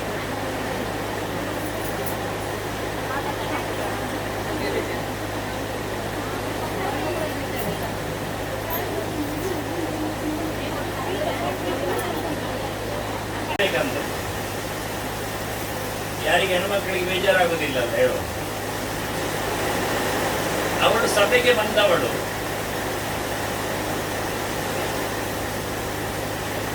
ಮೊದಲು ಗಲಾಟೆ ಮಾಡ್ತಾಳೆ. ಇಷ್ಟೆಲ್ಲ ಅನಾಹುತ ಆಯ್ತಲ್ಲ, ಅವಳನ್ನು ಬತ್ತಲೆ ಮಾಡ್ಲಿಕ್ಕೆ ಆಗಲಿಲ್ಲ. ಕೃಷ್ಣ ಕಾಪಾಡಿದ, ಬಟ್ಟೆ ಅಕ್ಷಯ ಮಾಡಿದ. ಅಕ್ಷಯ ಅದು ಉದ್ದ ಮಾಡಿದ್ದಲ್ಲ, ಖಾಲಿಯಾಗದಂತೆ ಮಾಡಿದ ಮೈಯನ್ನು. ಕೊನೆಗೆ ಹೇಳ್ತಾಳೆ, ನೀವೆಲ್ಲ ಸಭೆಯಲ್ಲಿ ಇದ್ದೀರಲ್ಲ, ಭೀಷ್ಮರು, ದ್ರೋಣಾಚಾರ್ಯರು, ಅಶ್ವತ್ಥಾಮ, ಕೃಪ, ಬಾಲ್ಮೀಕ, ಧೃತರಾಷ್ಟ್ರ, ಗಾಂಧಾರಿ, ಇದು ಸಭೆಯ ಅಂತ ಕೇಳ್ತಾಳ ಅವಳು. ನಸಾ ಸಭಾ ಯತ್ರ ನಸಂತಿ ವೃದ್ಧಾ, ಮುದುಕರಿಲ್ಲದ್ದು ಸಭೆ ಅಲ್ಲ, ಇಲ್ಲಿ ಯಾರು ಮುದುಕರಿಲ್ಲ, ಇದು ಸಭೆ ಅಲ್ಲ ಅಂದವರು. ನಾವೆಲ್ಲ ಇದ್ದೇವಲ್ಲ ಮುದುಕರು, 700-800 ವರ್ಷ ಆಗಿದೆಲ್ಲ. ಭೀಷ್ಮ, ದ್ರೋಣ, ಕೃಪಾ ಇವರಿಗೆಲ್ಲ, ಬಾಲ್ಮೀಕಿಯರಿಗೆಲ್ಲ ಅಂದ್ರೆ ನತೆ ವೃದ್ಧಾಹ, ಅವರು ಮುದುಕರಲ್ಲ. ನಮದಂತಿ ಧರ್ಮ. ಧರ್ಮ ಯಾವುದು ಅಂತ ಹೇಳಲಿಕ್ಕೆ ಬಾರದವರು ಮುದುಕರೆಂತಾಗುದು ಕರ್ಮ. ಗಡ್ಡ ಹಣ್ಣಾದ್ರೆ ಆಯ್ತಾ, ಮಂಡೆ ಬಿಳಿ ಆದ್ರೆ ಆಯ್ತಾ, ಮುದುಕನವ ಕರ್ಮ. ವಯಸ್ಸು ಹೆಚ್ಚಾದ್ರೆ ಆಯ್ತಲ್ಲ, ಸೀನಿಯರ್ ಸಿಟಿಸನ್ ಹೇಳುದ. ಹೇಳಲಿಕ್ಕೆ ಧರ್ಮದ ಬಗ್ಗೆ ಗೊತ್ತಿಲ್ಲದವ ಮುದುಕ ಯಾರು, ವೃದ್ಧ ಯಾರು? ಇದು ಸಭೆಯಲ್ಲ ಅಂತ ಬೈದ್ಲ ಅವಳು. ನಾಸೋ ಧರ್ಮ ಯತ್ರ ಸತ್ಯವಸ್ತಿ. ಧರ್ಮ ಯಾವುದು ಅಂದ್ರೆ ಸತ್ಯವಾದದ್ದು ಧರ್ಮ. ಸತ್ಯ ನಿರ್ಚಲೇನಾರಿದ್ದ, ಮೋಸದಿಂದ ಕಪಟದಿಂದ ಜೂಜಾಡಿ ಅನ್ಯಾಯ ಮಾಡಿದ್ದನ್ನು ಧರ್ಮ ಅಂತ ಹೇಳುವ ನಾಲಿಗೆ ಈ ಸಭೆಯಲ್ಲಿ ಯಾರಿಗೂ ಇಲ್ಲ ಅಂದವಳು. ಎಷ್ಟು ಓದಿದ್ದಾಳೆ ನೋಡಿ ಅವಳು. ಅವ್ರು ಹೇಳಿದ್ರು ದ್ರೌಪದಿ ಬಗ್ಗೆ ಮತ್ತೆ ಹೇಳಿ ಅಂತ. ದ್ರೌಪದಿ ಸಾಮಾನ್ಯ ಇರಲಿಲ್ಲ. ನಾವು ಹೇಳುವುದು ಹಿಂದಿನ ಕಾಲ ನಮಗೆ ಹೇಳಿಕೊಟ್ಟದ್ದು, ಅದು ನಾವು ಹೇಳುದು. ಹಿಂದಿನ ಕಾಲದ ಹೆಣ್ಣು ಮಕ್ಕಳಿಗೆ ಶಾಲೆಗೆ ಹೋಗ್ಲಿಕ್ಕೆ ಇರಲಿಲ್ಲ, ಪಾಠ ಕಲೀಲಿಕ್ಕಿಲ್ಲ, ಅಕ್ಷರಾಭ್ಯಾಸ ಇಲ್ಲ. ಅವರಿಗೆ ಮನೆಯ ಒಳಗೆ, ಅಡುಗೆ ಕೋಣೆ ಒಳಗೆ, ಒಲೆಯ ಹತ್ತಿರದಲ್ಲಿ ಮಾತ್ರ ಕೆಲಸ. ಹಾಗೆ ಗಂಡಸರು ಬಾಗಿಲಾಗಿದ್ದಾರೆ, ಬೀಗ ಜಡಿದಿದ್ದಾರೆ, ಒಳಗೆ ಕೂಡಿ ಹಾಕಿದ್ದಾರೆ, ಬಂದಿ ಮಾಡಿದ್ದಾರೆ ಅಂತ ಅವರು ಹೇಳಿಕೊಂಡ್ರು. ನಾವು ಮುಕ್ತ ಶಾಲೆಯನ್ನು ಮಾಡ್ತೇವೆ, ಎಲ್ಲರೂ ಶಾಲೆಗೆ ಬನ್ನಿ, ಹಣ್ಣೆ ಉಜ್ಜಿ ಬನ್ನಿ, ಕೂದಲು ಕತ್ತರಿಸಿ ಬನ್ನಿ, ಕಾಲಿನಲ್ಲಿ ಬಟ್ಟೆ ಸಣ್ಣದು ಮಾಡಿ ಬನ್ನಿ ಅಂತ ಹೇಳಿಬಿಟ್ರು. ನಾವು ಹೌದು ಅಂತ ನಂಬಿದೆವು. ನಮಗೆ ಯಾರು ಗಂಡಸರು ಪಾಠ ಮಾಡಲಿಕ್ಕೆ ಬಿಡ್ಲಿಲ್ಲ. ಇಂದಿನ ಹೆಣ್ಮಕ್ಕಳಿಗೆ ಏನು ಗೊತ್ತಿಲ್ಲ, 0 ಅಂತ. ದ್ರೌಪದಿ ಹೇಳ್ತಾಳೆ, ನಾನು ಓದಿದ್ದೇನೆ ಅಂದು, ನಾನು ತಿಳ್ಕೊಂಡಿದ್ದೇನೆ ಅಂದು, ಮನೆಯಲ್ಲಿ ಪಾಠಕ್ಕೆ ಬಂದವರು ನಮಗೆ ಪಾಠ ಮಾಡಿದ್ದಾರೆ ಎಂದು, ನಾವು ಕಲಿತವರೇ ಅಂದು. ಇದೆಂತ ಸಭೆ ಕೇಳ್ತಾಳೆ, ನಿಮಗೆ ಮಂಡೆ ಸಮ ಉಂಟಾ, ನೀವು ಓದಿದ್ದೀರಾ ಅಂತ ಕೇಳ್ತಾಳೆ. ಮಾತಾಡ್ಲಿಲ್ಲ ಭೀಷ್ಮ, ಮಂಡೆ ಕೆಳಗಾಕಿದ್ದ. ಹೆಣ್ಮಕ್ಕಳಿಗೆ ಹಿಂದೆ ಓದ್ಲಿಕ್ಕಿಲ್ಲ ಹೇಳಬೇಡಿ. ಎಲ್ಲರಿಗೂ ಚಾವಡಿಯಲ್ಲಿ, ಜಗಲಿಯಲ್ಲಿ ಪಾಠ, ಚಿಂತನೆ, ಕಥೆ ಎಲ್ಲ ಇತ್ತು. ದೇವಸ್ಥಾನಕ್ಕೆ ಹೋಗ್ಲಿಕ್ಕಿತ್ತು. ಅವ್ರಿಗೆ ಖಾಲಿ ಇಡಿಸುಡಿ ಮಾತ್ರ ಕೈಯಲ್ಲಿ ಇರ್ತದಲ್ಲ, ಅವರಿಗೆ ಅಕ್ಷರ ಬರ್ತಿತ್ತು, ಮಾತಾಡ್ತಿದ್ರು. ಎಷ್ಟು ಜನ ಬೇಕು ನಿಮಗೆ ಕಲಿತವರ ಬಗ್ಗೆ ಸುದ್ದಿ? ಪುರಾಣ ಕಾಲದಲ್ಲಿ ಸುಳ್ಳು ಹೇಳಿಯವರು ಅನ್ನಿಸಿದ್ದು ಮಾತ್ರ ನಮ್ಮನ್ನು. ಎಂಥದ್ದು ಇಲ್ಲ, ಸತ್ತ ಯಾವುದು ಗೊತ್ತಿಲ್ಲ, ಸುಳ್ಳು ಹೇಳಿದವುದು ನಂಬಿಕೊಂಡೆವು. ನಿಮ್ಗೆ ತಿಳ್ಕೊಳ್ಳಿ, ನಿಮ್ಮ ತಾಯಿಯಂದ್ರೆ, ನೀವು ಸೀನಿಯರ್ಸ್ ಇದ್ದೀರಿ ನನಗಿಂತ ಕೆಲವರೆಲ್ಲ ಹೆಂಗಸರು ಇಲ್ಲಿ. ನಿಮ್ಮ ತಾಯಿಯಂದ್ರೆ ಓದ್ಲಿಲ್ವಾ? ಅಕ್ಷರ ಬರಲಿಲ್ಲ ಅವರಿಗೆ? ಅವ್ರು ಹೇಳಿರ್ಲಿಲ್ವ? ಭಾಷೆ ಬರ್ತಿರ್ಲಿಲ್ವಾ? ಅವರಿಗೆ ಅನುಭವ ಇರ್ಲಿಲ್ವಾ? ಎಕ್ಸ್ಪೀರಿಯನ್ಸ್ ಇರ್ಲಿಲ್ವಾ? ನಾವು ಬೈಯುವುದವರಿಗೆ ಅಷ್ಟೇ. ಆಗ 4-5 ಕ್ಲಾಸಿಗೆ ಹೋದ್ರು ದೊಡ್ಡ ಸಂಗತಿಯೇ. ಇವತ್ತು 10-12 ಮಾಡಿದ್ರೆ ಎಂಥದ್ದು ಬರುವುದಿಲ್ಲ ಅವನಿಗೆ. ಹೋಗುವುದಷ್ಟೇ ಬರುವುದಷ್ಟೇ ದಿನ ಶಾಲೆಗೆ, ಕಾಲೇಜಿಗೆ ಎಲ್ಲ. ಮತ್ತೆ ಇದು ಕುರುಡ ಹಗ್ಗ ಪೀಂಟಿಸಿದ ಹಾಗೆ. 1ನೇ ಕ್ಲಾಸ್ ಆಯ್ತಾ, 2ನೇ ಕ್ಲಾಸಿಗೆ ಬರುವಾಗ 1ನೇದು ಗೊತ್ತಿಲ್ಲ. ಈಗ ಯಾರಿಗೂ ಹಾಗೆ ಬೇಕಾದ್ರೆ ಕೈ ಎತ್ತಿ ಹೇಳ್ತೇನೆ ನಾನು. 10-12 ಕ್ಲಾಸ್ ಆದವರಿಗೆ 8ನೇ ಕ್ಲಾಸ್ 9ನೇ ಕ್ಲಾಸ್ ಇದ್ದು ಫಾರ್ಮುಲಾ ಕೊಡ್ತೇನೆ, ಲೆಕ್ಕ ಕೊಡ್ತೇನೆ, ಮಾಡ್ತಾರೆ ಕೇಳ್ತಾರೆ ಅಂತ. ಅದು ಆಗ ಮಾರಿ, ಈಗ ಮರೆತೋ ಇದೆಲ್ಲ ಹೇಳ್ತೇನೆ. ಇಲ್ಲೆಲ್ಲ ಹಗ್ಗ ಪೀಡಿಸ ಹಿಂದೆಲ್ಲ ಬಿಟ್ಟು ಹೋಯ್ತು.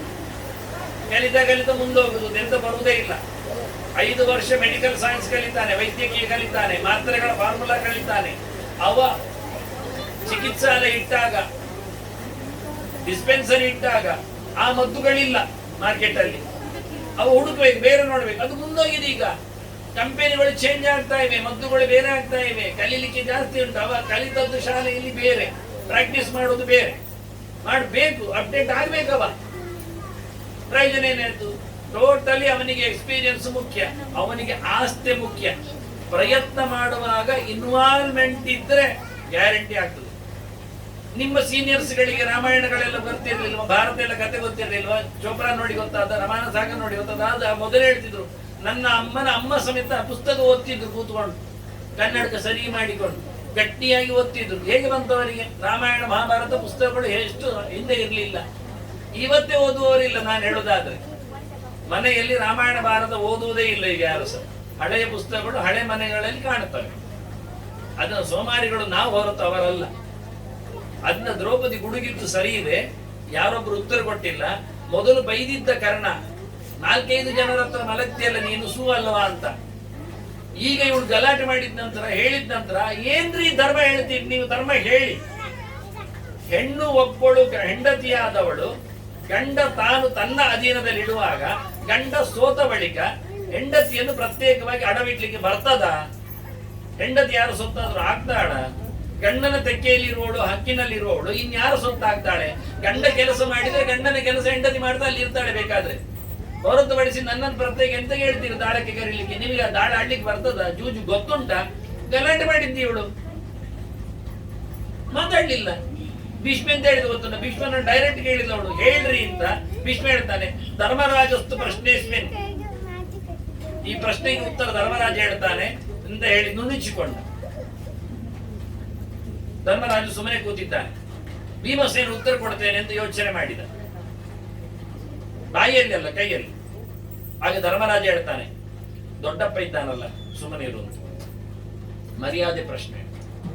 ಜೂಜಿಗೆ ಕರೀಲಿಕ್ಕೆ ಬಂದವ ಯಾರು? ವಿದುರ ಬರಬೇಕು ಅಂತ. ಆಗ ವಿದುರ ಬರಬೇಕು ಹೇಳಿದ ತಕ್ಷಣ ಹೇಳ್ತಾನೆ ಧರ್ಮರಾಜ, ಯಾರು ಹೇಳಿದ್ದು ಅಂತ. ದೊಡ್ಡಪ್ಪ ಹೇಳಿ. ಸರಿ ಬರ್ತೇನೆ ಅಂದ. ದೊಡ್ಡಪ್ಪ ಹೇಳಿದ್ದಕ್ಕೆ ಬರ್ತೇನೆ ಅಂದ.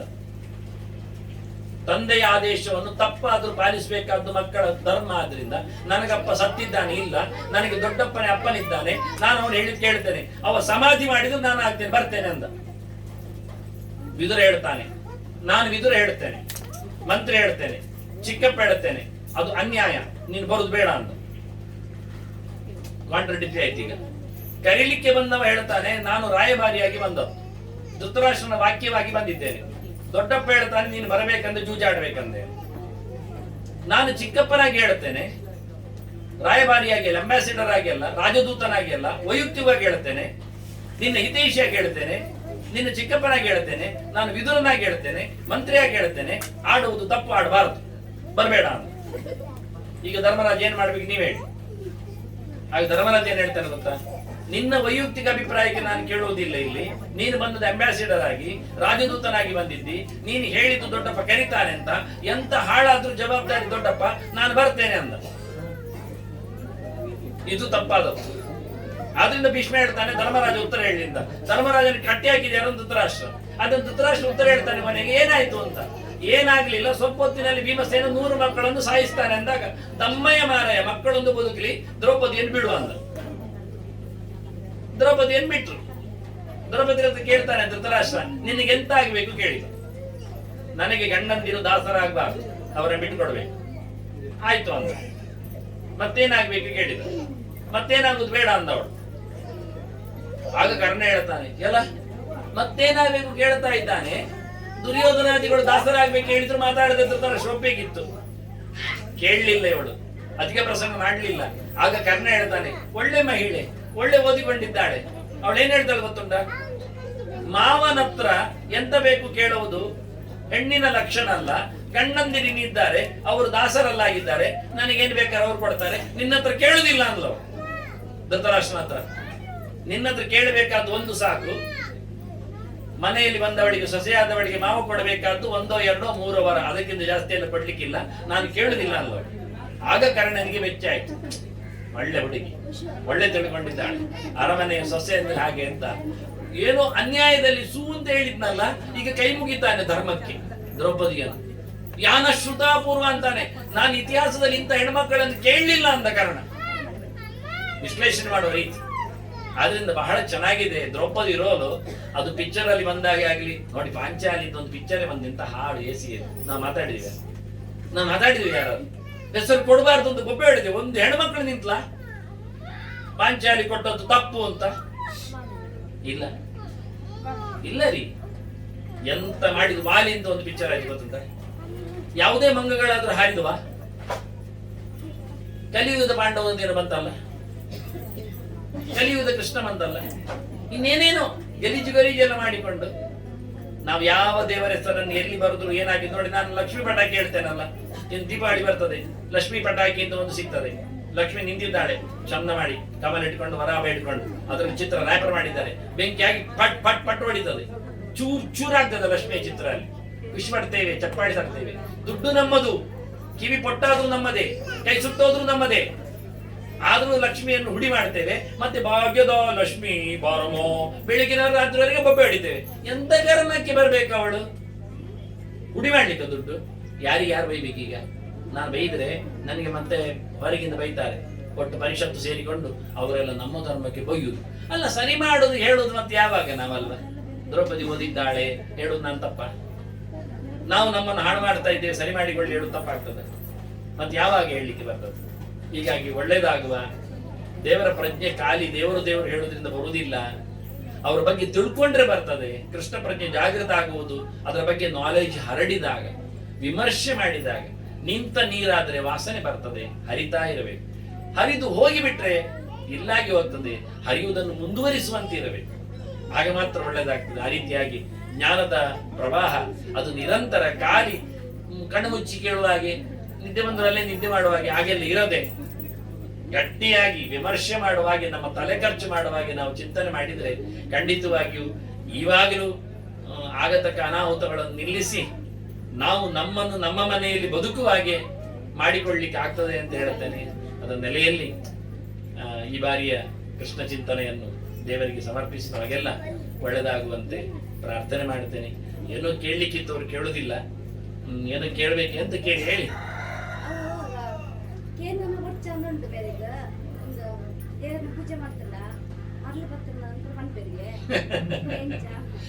ಚೆನ್ನಾಗಿದೆ, ಒಳ್ಳೇದಿದೆ. ನಾನು ಕೊನೆಗೆ ನಿಲ್ಲಿಸಿದ್ದೆ ಅಲ್ಲಿಗೆ ನನಗೊಂದು ಒಳ್ಳೆದು ಬಿಟ್ರು. ನೀವೆಲ್ಲ ಹೇಳ್ತೀರಿ ಚಂದ ಮಾಡಿದ್ದೇವರನ್ನು ತಿಳ್ಕೊಳ್ಳಿ, ಸುಮ್ಮನೆ ಆರ್ಟಿಫಿಷಿಯಲ್ ಆಗಿ. ಅಂದ್ರೆ ಇಲ್ಲಿಗೆ ಬಂದಾಗ ಹಾಗೆ ಹೇಳೋದು, ಸಂಕಟ ಬಂದರೆ ವೆಂಕಟರಮಣ ಇದ್ದ ಹಾಗೆ, ಮತ್ತೇನಿಲ್ಲ ಗಮ್ಮತ್ತು, ಹಾಯ್ ಬಾಯ್. ಮತ್ತೆ ಹಾಗಾಗುವುದು ಯಾಕೆ, ಹೀಗಾಗುವುದು ಯಾಕೆ? ನಾನು ಹೇಳಿದ ಹಾಗೆ ಅಧಿಕೃತವಾಗಿ ಭಗವಂತನ ಎಚ್ಚರ ಯಾಕೆ ಆಗಬಾರದು? ಫಾರ್ಮ್ಯಾಲಿಟಿಕಲ್ಲಿ ನಾಟಕೀಯವಾಗಿ ಯಾಕೆ ಆಗಬೇಕು? ಅಷ್ಟಿದ್ರೆ ಸಾಲದೆ. ಉದರ ನಿಮಿತ್ತಂ ಬಹುಕೃತ ವೇಷ ಅಂತ, ಟೈಮಿಗೆ ಸರಿಯಾಗಿ ವೇಷ ಹಾಕು. ಹಾಗಾಗಬಾರ್ದ? ಯಾಕೆಂದ್ರೆ ದೇವರ ವಿಷಯ ಚಿಂತನೆ ಮಾಡ್ತಾ ಹೋದ್ರೆ ಹುಚ್ಚು ಹಿಡಿತದಂತೆ, ಅವ್ರು ನೇರ ಹೇಳಿದ ಶಬ್ದ. ಹಾಗೆ ಹೇಳುತ್ತಾರೆ, ಎಲ್ಲರಿಗೂ ಹುಚ್ಚೆ ಅಲ್ವಾ? ಒಬ್ಬೊಬ್ಬರೇ ಒಂದು ಹುಚ್ಚು, ಒಬ್ಬನಿಗೆ ಸಿಗರೇಟ್ ಎಳಿ ಹುಚ್ಚು. ಎಂತದಕ್ಕೆ ಕೇಳಿದ್ರೆ ಎಂತದಕ್ಕೂ ಗೊತ್ತಿಲ್ಲ ಅವನಿಗೆ. ಅಷ್ಟೆಲ್ಲ ಸಾಯ್ತದೆ, ಹಾಳಾಗ್ತದೆ ಲಂಗ್ಸ್ ಅಂತ ತೋರಿಸಿದ್ರು. ಬೇಡ ಬಿಡಿ, ರಮ್ಮಿ ಆಡ್ತಾನಲ್ಲ ಸೆಟ್, ಆದ್ರೆ ಹೇಳ್ತಾನೆ ಇದನ್ನು ಆಡ್ಬಿಡಿ, ಆಡಿದ್ರೆ ಹಾಳಾಗಿ ಹೋಗ್ತೀನಿ, ತಲೆಲ್ಲ ಅಂತ ಕೊನೆಗೆ ಹೇಳ್ತಾನೆ. ಮೊದಲೆಲ್ಲ ಹೇಳ್ತಾನೆ ಚಂದ ಮಾಡಿ ಗೌಜಿಯಲ್ಲಿ, ಕೊನೆಗೆ ಲಾಸ್ಟ್ ಅಲ್ಲಿ ಇದು ಗಿರಾಗಿ ನಿಮಗೆಲ್ಲ ಹಾಳಾಗಿ ಹೋದ್ರೆ ನಾವೆಲ್ಲ ಜವಾಬ್ದಾರಿ ಅಲ್ಲ ಅಂತ ಫಾಸ್ಟ್ ಅಲ್ಲಿ ಹೇಳಿ ಹೋಗ್ತಾನೆ. ಸಿಗರೇಟ್ ಇಸ್ ಇಂಜೂರಿಯಸ್ ಹೆಲ್ತ್ ಅಂತ ಸಣ್ಣದಾಗಿ ಬರೀತಾನೆ. ಕ್ರಿಕೆಟ್ ಮ್ಯಾಚ್ ಅಲ್ಲಿ ಎಲ್ಲ ಕಡೆಯಲ್ಲಿ ಸಿಗರೇಟ್ ತೋರಿಸುದೇನು, ಕುಣಿಯು ತೋರಿಸುದೇನು ಮಾಡಬೇಡಿ ಅಂತ ಕೊನೆಗೆ ಹೇಳ್ತಾನೆ. ಯಾವ್ದು ಸತ್ಯ ಯಾವ್ದು ಸುಳ್ಳು? ಅದು ಒಳ್ಳೆ ಹುಚ್ಚಲ್ವಾ? ಕೆಲವರಿಗೆ ಕ್ರಿಕೆಟ್ ಹುಚ್ಚು, ಕೆಲವರಿಗೆ ಸಿನಿಮಾ ಹುಚ್ಚು, ಕೆಲವರಿಗೆ ಮೊಬೈಲ್ ಹುಚ್ಚು. ಎಂತ ಒಕ್ಕುದು ಗೊತ್ತಿಲ್ಲ, ಅದ್ರಲ್ಲಿ ತಿಕ್ತಾ ಇರ್ತಾರೆ ಇಡೀ ದಿನ. ಬೆರಳು ಸವೆದು ಹೋಗ್ಬೋದು ಮತ್ತೆ ಮನೆಗೆ ಈ ಬೆರಳು. ಯಾವ ಹುಚ್ಚು? ಲೋಕವೇ ಇಡೀ ಹುಚ್ಚು. ಬಾಲಸ್ತಾವತ್ ಕ್ರೀಡಾಸಕ್ತ. ನಾನು ಇಷ್ಟು ಬೊಬ್ಬೆ ಹೊಡಿತೇನೆ, ಅದು ಆಡ್ತಾನೆ ಉಂಟಾಗಿ, ಅವರದ್ದೇ ಲೋಕ. ಮಗು ಅಂದ್ರೆ ಹಾಗೆ ಆಡುವುದು ಇಲ್ಲ ತಿನ್ನುವುದು, ಆದ್ರೆ ಅದು ಹುಚ್ಚು, ಆಟದ ಹುಚ್ಚು. ಏನು ಹೊಟ್ಟೆ ತುಂಬುತ್ತೆಲ್ಲ ಕೇಳಬೇಡಿ. ಮತ್ತೆ ಯುವಕ ಎಲ್ಲಿದ್ದಾನೆ? ಅವನು ಯುವತಿಯ ಬೆನ್ನೆಂದಿದ್ದಾನೆ. ಯುವಕರ ಬೆನ್ನೆ. ಶಾಲೆ ಹೋಗುದು ಯಾಕೆ ಕೆಲವರು ಕಾಲೇಜಿಗೆ? ಅದು ಗೊತ್ತಿಲ್ಲ, ನಾನು ಹೇಳುದಿಲ್ಲ. ಮತ್ತೆ ಎಷ್ಟು ಪೇಪರ್ ಅಲ್ಲಿ ಸುದ್ದಿ ಬರ್ತಾ ಇರ್ತದಲ್ಲ, ಹಾರಿ ಹೋದದ್ದು, ಮತ್ತೆ ತಪ್ಪಿಸಿಕೊಂಡು ಓಡಿದ್ದು, ಕಿಡ್ನಾಪ್, ಮತ್ತೊಂದೆಲ್ಲ. ಎಂತ ಕರ್ಮಕ್ಕೆ? ಶಾಲೆಗೆ ಬಂದದ್ದು ಕಲೀಲಿಕ್ಕೆ ಅಲ್ಲವಾ? ಫೀಸ್ ಕಟ್ಟಿದ್ದು ಕಲೀಲಿಕ್ಕೆ ಅಲ್ಲವಾ? ಮತ್ತೆ ಹುಡುಗರನ್ನು ನೋಡ್ಲಿಕ್ಕೆ, ಹುಡುಗರನ್ನು ನೋಡ್ಲಿಕ್ಕೆ. ನಿಮಗೆ ಎಂತ ಗೊತ್ತುಂಟು ಮಾರ್ಯಾರ? ವಯಸ್ಸಿನ ಕಾವು ಅಂದರೆ ಸರಿ ಮಾರ್ಯಾರ, ಅದು ಹುಚ್ಚಲ್ವಾ? ಮತ್ತೆ ಮುದುಕರಿಗೆ ಅವರದ್ದು ಅಂಗಳದಲ್ಲಿ ಕೂತ್ಕೊಳ್ತಾರೆ, ಮೇಲೆ ನೋಡ್ತಾ ಇರ್ತಾರೆ ಎಷ್ಟು ನಕ್ಷತ್ರ ಉಂಟು ಅಂತ. ಹಗಲಿಗೆ ಅಂತ ನಕ್ಷತ್ರ ಇರ್ತದೆ, ಅದು ಬರಬಹುದು ಅಂತ ಲೆಕ್ಕ ಅಂತೆ. ಮತ್ತೆಂತ ಮಾಡುದು? ಅವ್ರು ರಿಟೈರ್ಡ್ ಆಗಿದೆ, ದುಡ್ಡು ಸಿಕ್ಕಿದೆ, ಇನ್ನು ಮಗಳು ಕೇಳಿದ್ರೆ ಕೇಳೋದಿಲ್ಲ, ವೃದ್ಧಾಶ್ರಮಿಗೆ ಎಲ್ಲಿ ಹಾಕ್ತಾರೆ ಕೊನೆಗೆ ಜಾಸ್ತಿ ಮಾತಾಡಿದ್ರೆ. ಅದನ್ನ ಸುಮ್ಮನೆ ನಕ್ಷತ್ರ ಲೆಕ್ಕ ಹಾಕಿ ಕೂತ್ಕೊಳ್ಳೋದು. ಅದೆಂತ ಮಾಡುದು? ಇಲ್ಲದೆ ಇರ್ಲಿ ಅಲ್ವಾ? ಅವನಿಗಾದ್ರೂ ಹುಚ್ಚು, ಆಕಾಶ ನೋಡೋ ಹುಚ್ಚು, ಯಾರು ಬಂದು ಮಾತಾಡುದಿಲ್ಲ ಅಂತಾರೆ. ಯಾರಿಗೆ ಹುಚ್ಚಿಲ್ಲ? ಒಳ್ಳೆ ಹುಚ್ಚು ಯಾವುದು ನೋಡಿ. ಒಬ್ಬ ಓದ್ತಾ ಇರ್ತಾನೆ ಇಡೀ ದಿನ, ಬೆಸ್ಟ್ ಮಾರೆ. ಗಲಾಟೆ ಮಾಡುವುದಕ್ಕಿಂತ ಓದು ಹುಚ್ಚಾದ್ರೂ ಒಳ್ಳೇದು. ಯಾವ ಪುಸ್ತಕ ಓದಿ ನೋಡ್ಬೇಕು, ಮತ್ತೆ ಪತ್ತೆದಾರಿ ಎಲ್ಲ ಓದ್ಬೇಡ, ಮತ್ತೆ ನಕ್ಸಲೈಟ್ಸ್ ಎಲ್ಲ ಓದ್ಬೇಡ, ಒಳ್ಳೇದು ಓದು ಅಷ್ಟೇ. ಹಾಗೆ ಹುಚ್ಚು ಯಾವುದು ಒಳ್ಳೇದು ಯಾವುದು ಕೆಟ್ಟದು ಅಂತ ಕೆಲವರಿಗೆ ಪದ್ಯ ಹೇಳ್ತಾ ಇರೋದು, ಅವ್ರು ಬಾಯಲ್ಲಿ ಹೇಳ್ತಾ ಇರ್ತಾರೆ, ಎಂತದೋ ಹಾಡು ಹೇಳ್ತಾ ಇರ್ತಾರೆ. ಅದು ಅವರಿಗೆ ಹುಚ್ಚು. ಮಾಯಿ ಹುಚ್ಚು ಹೇಳಿದ್ರು ಹುಚ್ಚುದಿಲ್ಲ ಅವರು. ಅದ್ರದ್ದು ಯಾವುದು ಒಳ್ಳೇದು ಹುಚ್ಚು ಅದು ಒಳ್ಳೇದು. ದೇವರ ಹುಚ್ಚು ಒಳ್ಳೇದು. ಯಾಕೆ? ಯಾರ ಗಲಾಟೆ ಇಲ್ಲಲ್ಲ, ಯಾವತ್ತು ನೋಡಿದ್ರು ಕೃಷ್ಣ ಅವರ ದೇವರ ಆಟ, ದೇವರ ಯೋಚನೆ, ದೇವರ ಬಗ್ಗೆ ಚಿಂತನೆ ಒಳ್ಳೇದಲ್ವಾ? ಅದ್ರಲ್ಲಿ ಹಾಳಾಗುದಿಲ್ಲ, ಸಮಾಜ ಹಾಳಾಗುದಿಲ್ಲ. ಅಲ್ಲ, ಸಿಗರೇಟ್ ಹೇಳಿದ್ರೆ ಎಳೆಯುವವನ ಅವನು ದುಡ್ಡು ಖರ್ಚಾಗಲಿ, ಅದ್ರ ವಾಸನೆ ಹೋಗಿ ಉಳಿದವರು ಮೂಗಿ ಸಾಯ್ತಾರಲ್ಲ ಅವರು, ಅವರ ಆರೋಗ್ಯ ಕೆಡುವುದಿಲ್ವಾ? AC ಹಾಕಿ ಜಮ್ಮ ಹೋಗ್ತಾರೆ, ಉಳಿದ ವಾತಾವರಣ ಬಿಸಿ ಮಾಡಿ ಉಳಿದವರು ಬದುಕುದು ಬೇಡವಾ? ಅವ್ರಿಗೆ ಕಲ್ಲು ಹೊಡಿಬೇಕು. ನಾನು ಹೇಳುದಾದ್ರೆ ನಾಳೆ ಹೊಡಿಬೇಡಿ, ಮತ್ತೆ ಪೊಲೀಸ್ ಎತ್ಕೊಂಡು ಹೋಗ್ತಾರೆ. ಎಸಿಯವ ವಾತಾವರಣವನ್ನು ಉಪಯೋಗಿಸಿಕೊಳ್ಳುವುದರಲ್ಲಿ ಮೂಗಿದ್ದವರು ಎಲ್ಲರಿಗೂ ಅಧಿಕಾರ ಉಂಟಾ? ಇವ ಮಾತ್ರ ಎಸಿಯಲ್ಲಿ ಹೋಗಿ ಇಲ್ಲಿ ವಾತಾವರಣ ಬಿಸಿ ಮಾಡಿ ನಾವು ಹಿಂದಿಂದ ಹೋಗುವವರು ನಾವು ಬದುಕುವವರು ಹಾಳಾಗುವುದು ಹೇಗೆ? ಯೋಚನೆ ಮಾಡಿ. ಅದು ಲೋಕವೆಲ್ಲ ಬರೀ ಹುಚ್ಚೆ, ನನಗೆ ಮಾತ್ರ ಸ್ವಲ್ಪ ಹೆಚ್ಚು ಅಂತ. ಯಾವುದರಲ್ಲಿ? ಇಂಥದ್ರಲ್ಲಿ. ಒಳ್ಳೆಯದರಲ್ಲಿ ಹುಚ್ಚ ಆದ್ರೆ ಇನ್ನೊಬ್ಬರಿಗೆ ತೊಂದರೆ ಇಲ್ಲದಂತೆ ಆದ್ರೆ ಭಾರಿ ಒಳ್ಳೆಯದು. ಅಲ್ಲಿ ಒಂದು ಮಾತು ಬರುತ್ತೆ, ಗೋಪಿಕೆಯರೆಲ್ಲ ಸೇರಿ